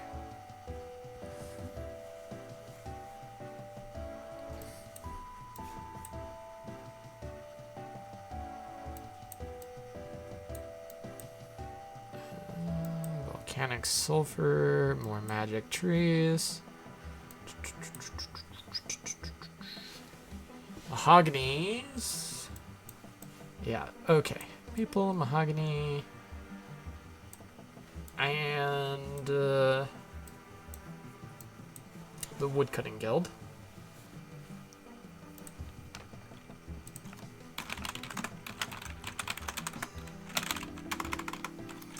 Woodcutting guild. Redwoods. Which is sort of like putting the Woodcutting Guild in twice.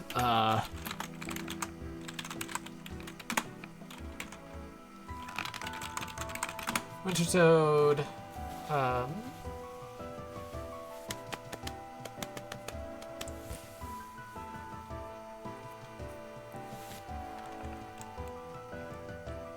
Yeah. Got a bunch there, got a bunch there. There's the, like, two-tick rats iron somewhere. I do remember that.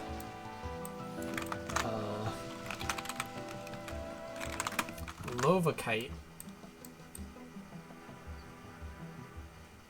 is also something that I bet's gonna be pretty nice early on. Fortress Dungeon doesn't have anything.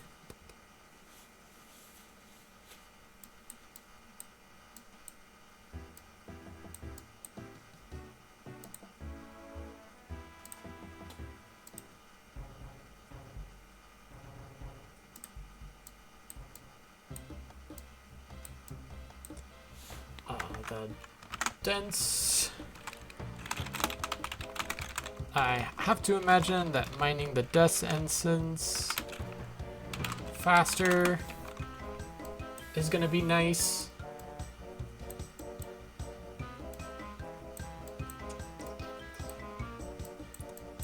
There's nothing in here other than the blast mine, I guess, right?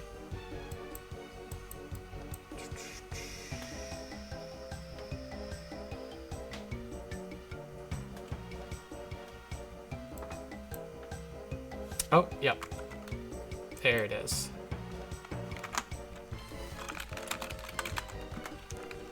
Okay, mithril.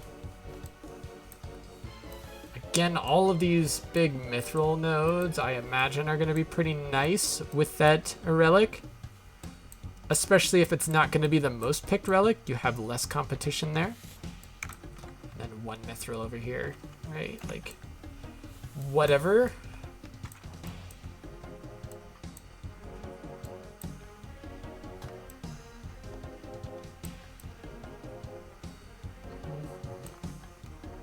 Okay.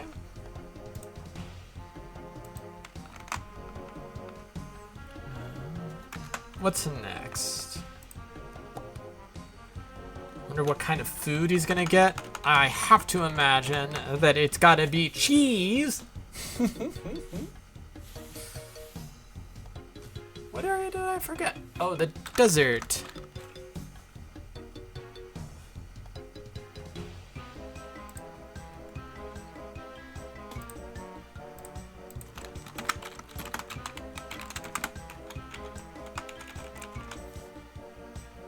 Pizza.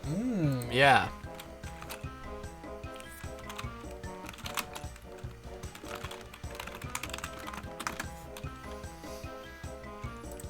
Okay, desert.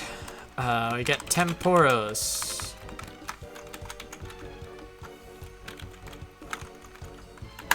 Huge value add there. Desert salamanders. More sharks.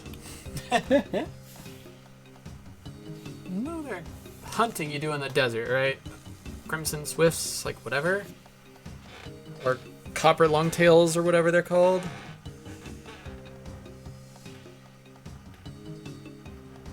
Yeah, turns out not a whole lot of water in the desert, so there's magic trees there. In the desert. Oh, we didn't think about taking mahogany. It's mostly harmless.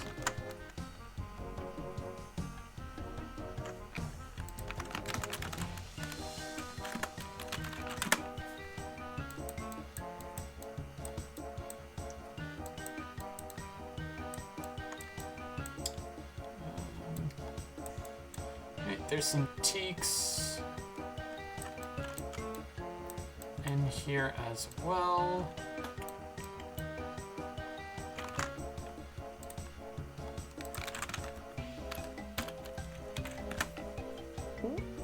Okay. Pizza, pasta, put it in a box. And here there's 3 mithril.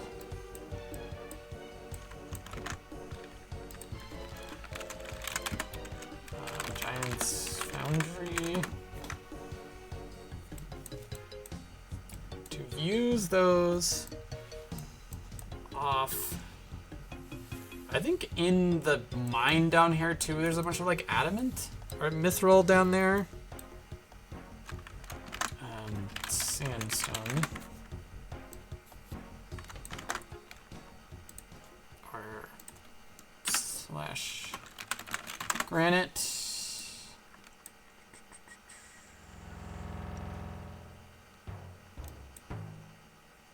Nothing there. TOA puzzle room.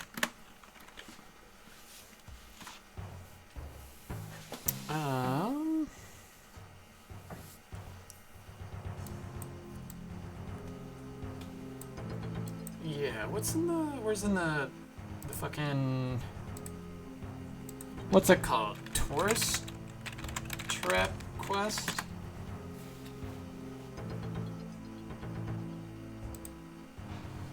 Desert mining camp. Yeah, in the underground mine there's 6 adamant and 5 mithril. There we go.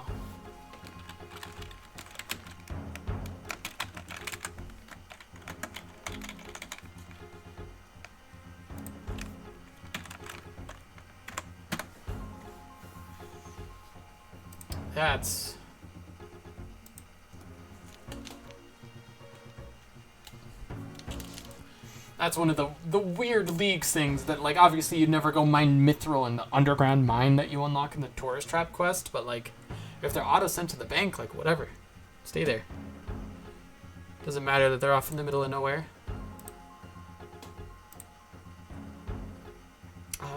And then it's just Fremennik, right? 1, 2, 3, 4, 5, 6.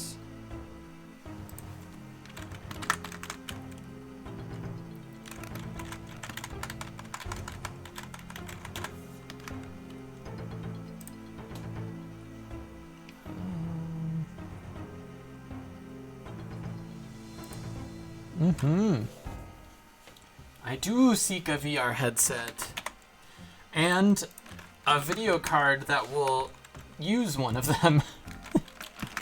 More sharks. Shark shop. Video cards are hard right now, and I think that mine is rapidly, I don't know about rapidly, but mine's starting to show some signs of age. It's starting to handle things less well than it did 6 months ago. So that's definitely like the biggest thing that I'm going to need on the horizon. Because yeah, that affects more than just VR.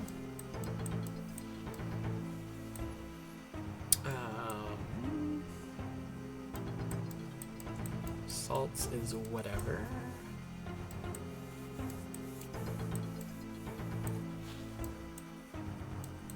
Relic of mine has some mithril.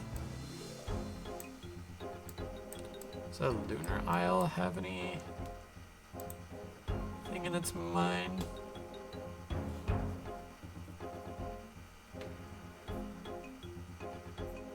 Some gem rocks and gold. Oh my gosh. Oh my gosh, Jada, you Dorcas. I swear to gosh. Swear to golly.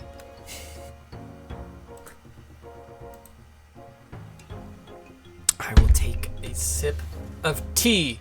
Oh my gosh. Jada. That was like 5% of the goal. What are you doing, Dorcas Malorcas? Thank you so much for, gosh, so much direct support on this. upgrade. You already show off so much support. You're already so freaking supportive. Oh my gosh, I'm so heckin' supported by you, JDev. Thank you so much. Can I get some more hearts in the chat for this cutie patootie JDev? Lots of hearts, lots of love, and everybody go call JDev a good boy. For being just the loveliest, doviest, sweet bean this community has had. My gosh.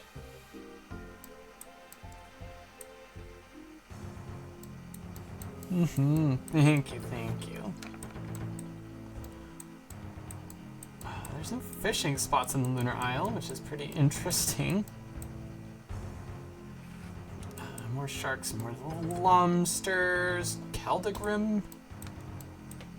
Gotta have some mines. Yeah, get heckin' loved back.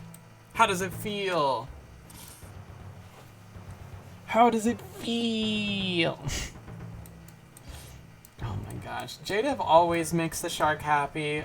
JDev doesn't need to go out of his way. Getting donations or subs or monetary value does not make me more happy than just knowing that you sweet beans are here. But every dollar invested goes right back into stream. So, thank you, JDev.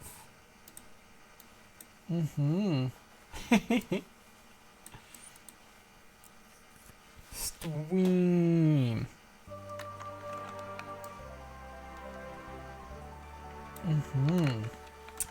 The rat has returned with food. Was it pizza? We had a running bet on what it was, and I won't tell you about it.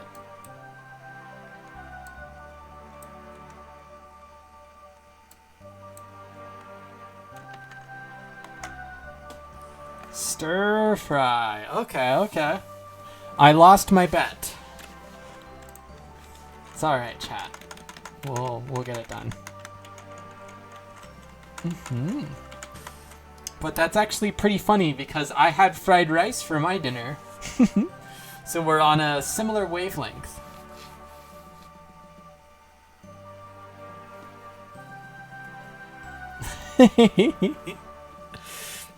I bet that you had cheese. And Pills thought you had pizza. And I was gonna say that I was right if you had like a cheese pizza, right? Kiat.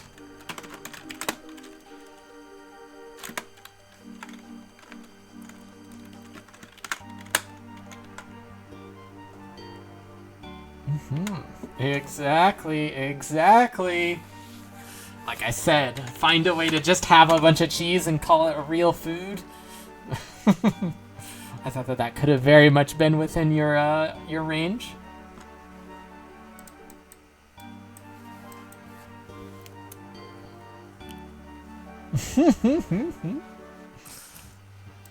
Despite all my fleas, oh no.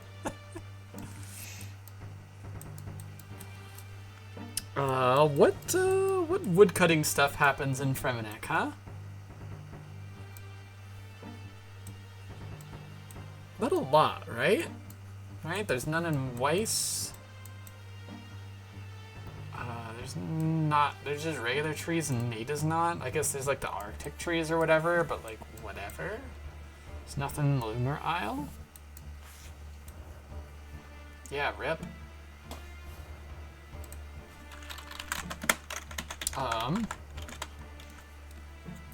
Yeah. Whereas for mining, obviously in the fucking Dwarven Keldagrim, there's gonna be a bunch. Alright, we got 10 coal. So, actually kind of not really.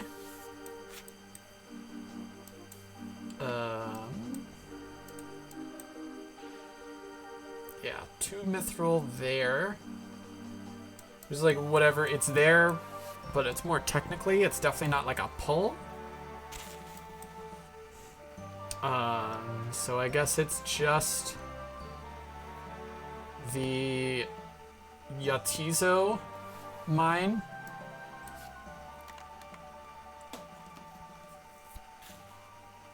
There's teaks that don't give logs for the XP. Yeah, which makes me think that, right, if you're not getting the log, you're probably not getting the fire making XP. Right?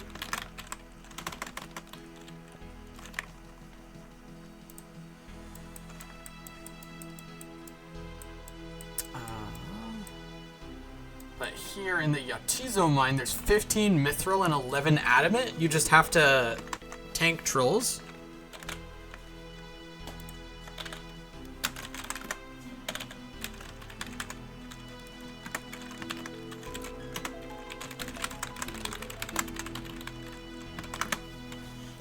Which could be scary, depending on how the combat relics and tankiness stuff goes.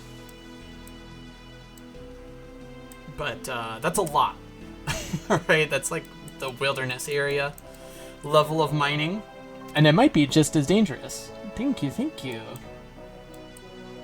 Otherwise, there's like this 2 mithril spot, like whatever. It's a little bit better than doing it in the starting area because you have less competition, but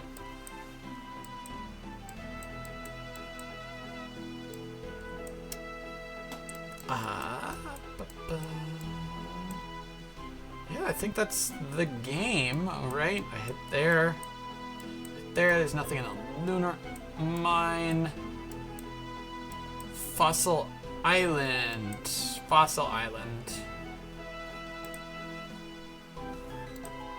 Has the mush trees. Fossil Island also has a bunch of rocks, right? 5 adamant, 2 runite, 3 mithril.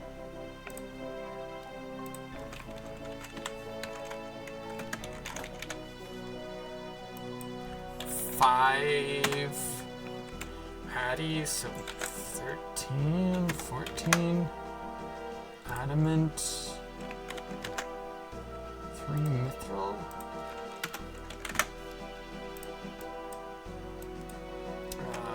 Volcanic mine.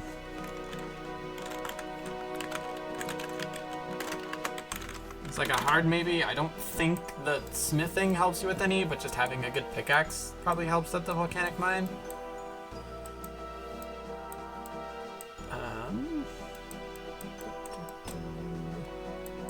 Yeah, nothing in harmony, nothing there.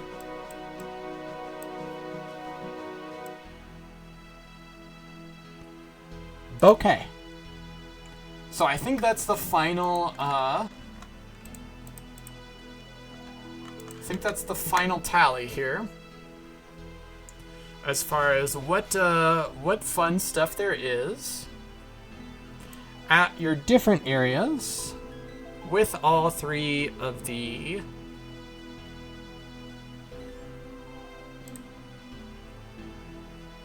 relics here. So I wouldn't say that any of these lists being larger or smaller should affect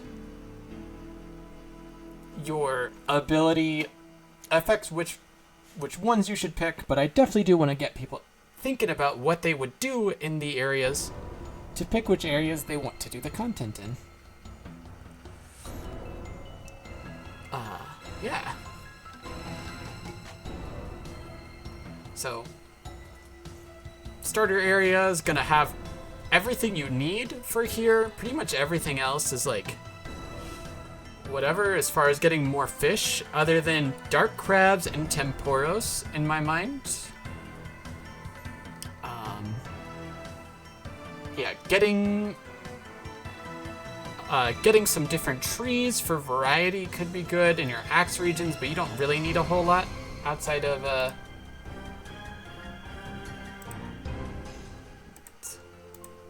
you don't really need a whole lot outside of your yew trees. Solia seps can also be fun too. And then, yeah, there's apparently a lot more adamant rocks in the starting areas than I thought there was.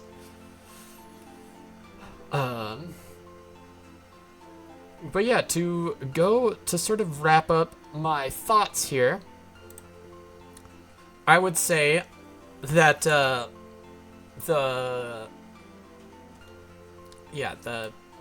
most popular choice is probably going to be the harpoon, just because it has the most text in the description, and that's never a bad thing.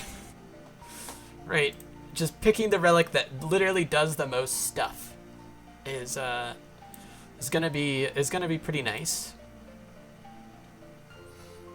You can also AFK for like an hour, like true AFK walk away from your keyboard with the harpoon.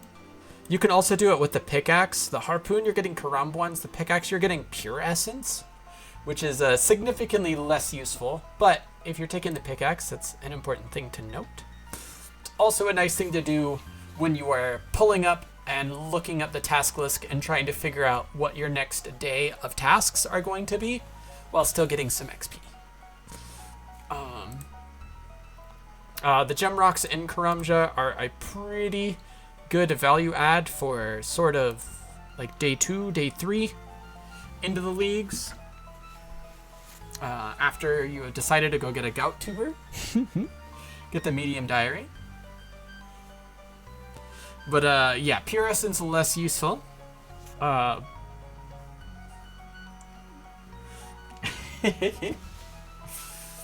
Also, having a bunch of pure essence is great for Kandarin enjoyers, because they get the Orania altar, which is the fastest rune crafting method.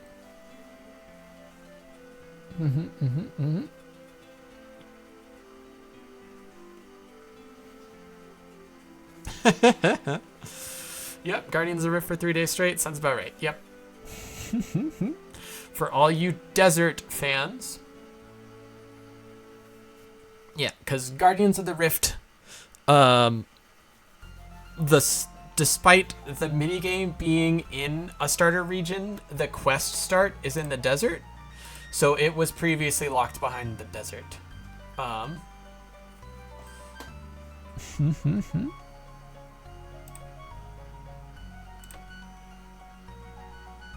Yeah, and the last thing, I mean, in the last league, Guardians, you got 8 times the amount of pearls in Guardians of the Rift in the last league. Yeah, so the last thing that our little Radicus missed was going over the 50% chance to succeed upon failing. That's a way larger percentage add than you think it is. Especially the higher level resource gathering, which works for all 3 of these. They all have that exact same thing. So like,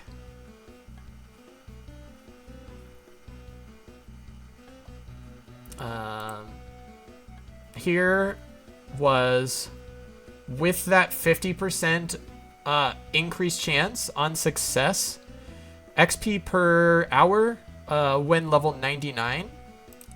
We see that iron and silver become iron and coal become functionally indistinguishable. Right, amethyst is absolutely insane. But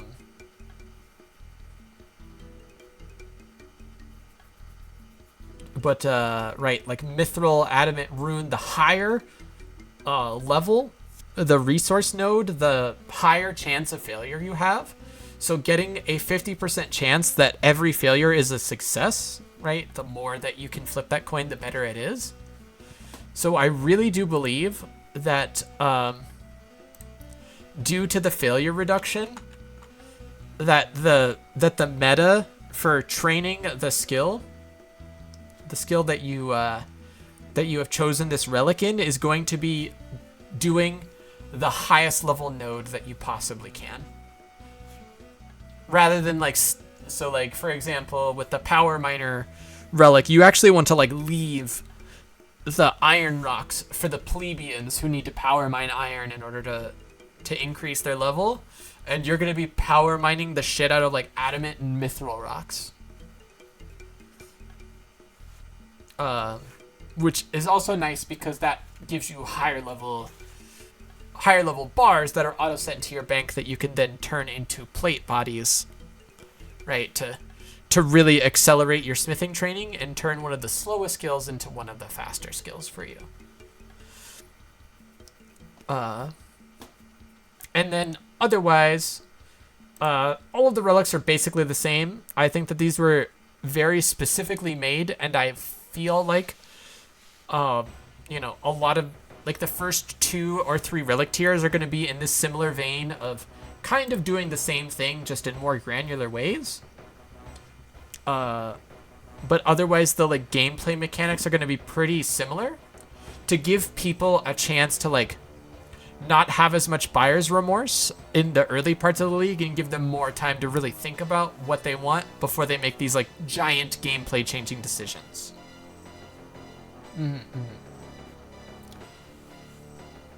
Because, that was kind of the only thing with the last league's first relics was they so greatly changed your gameplay mechanics that you saw a lot of people, the entire league, doing a whole bunch of stuff very differently than you. So there was a very real amount of buyer's remorse from people who, like, still had good relics and they still did cool stuff. They just saw other people doing other cool things, right?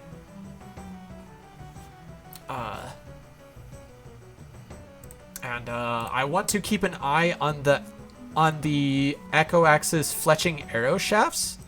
If there's going to be some, like, significant value add for making arrows in a future, like, processing relic, that can be a pretty good wombo combo.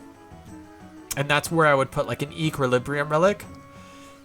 Right, something that, like, whenever you perform an action, you get, like, a little bit of XP bonus, but because arrows, you process 10 of them at the same time, that turns, your otherwise little bonus XP action into, like, a pretty significant XP bonus.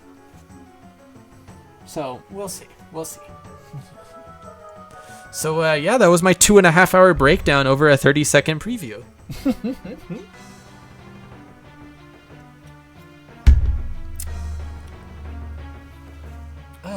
How's it hanging?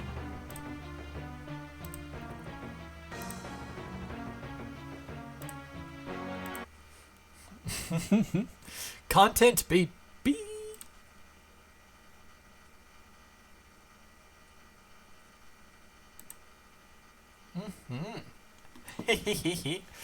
Thank you for giving me that company during my TED Talk. Although, let's be honest, it was more of a TEDx talk. Heck yeah, no worries. I just hope that my talking and explanations are, like, it almost means more to me that you don't know anything and that I am still able to capture and entertain somebody who doesn't know anything. Yeah, so as far as other stuff, we are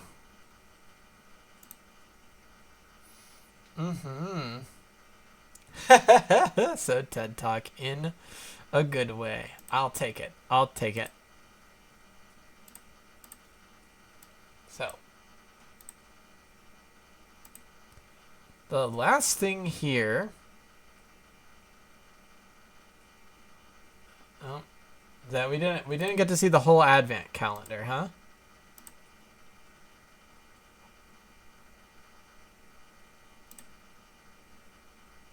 Here we go. So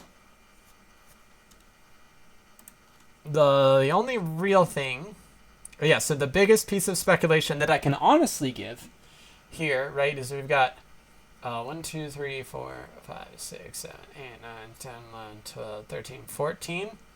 Right? So we're going to have 15 pieces of information. And in the last league, they had a similar advent calendar that ran for 2 weeks. Right? They had 14. And at the end of that, we knew half of the relics. Right? So we knew 8 relic tier. We knew 8. There are 8 tiers of relics times 3 minus 2, right? Because there was 2 of them that only had the 2, right? It was the teleport one and Banker's Note.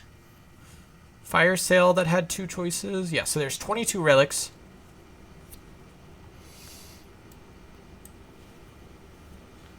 Yeah, so we knew half. So we got 15 of these, and we can expect, right, more than 8, probably 9 of these to be relics. Because I don't remember exactly what, but we got 3 in one tier, and they're definitely not going to show off all of the relics all the time. They definitely like to save a bunch of information up until like 2 hours before the start of the league. Just because making all the US content creators wake up at, 1 a.m. or, right, like, at 6 a.m. California time to get that first video cranked out as fast as possible. But yeah, we can expect to see probably like 8 more relic reveals. No, like 10, like 9 to 10 more relic reveals. We might see the combat relics turned into 1 day of reveal. Which also means that the next reveals are going to be a little bit less complicated than this, because I don't expect 3 relics to come down at the same time. But like if we've got 1, 2, 3, 4, 5, 6, 7, 8, 9, 10. So we're going to have 4 or 5 that go for non-relic related things, which makes sense because I bet 3 of these are going to be combat, are going to explain what the fuck the combat mastery tree that we have no fucking idea about. That might even be like 4 of them. And then like 2 of them can definitely be like some other thing, or like revealing what the like mini games points are going to be or something like that. And then some other like and then we also get to see some of the echo. We need some of the echo rewards too. So I could see like 9 more relics revealed, 3 combat masteries, and like 2 of the echo bosses, or the echo items to be shown off, and to see some of what the mechanical changes are going to be.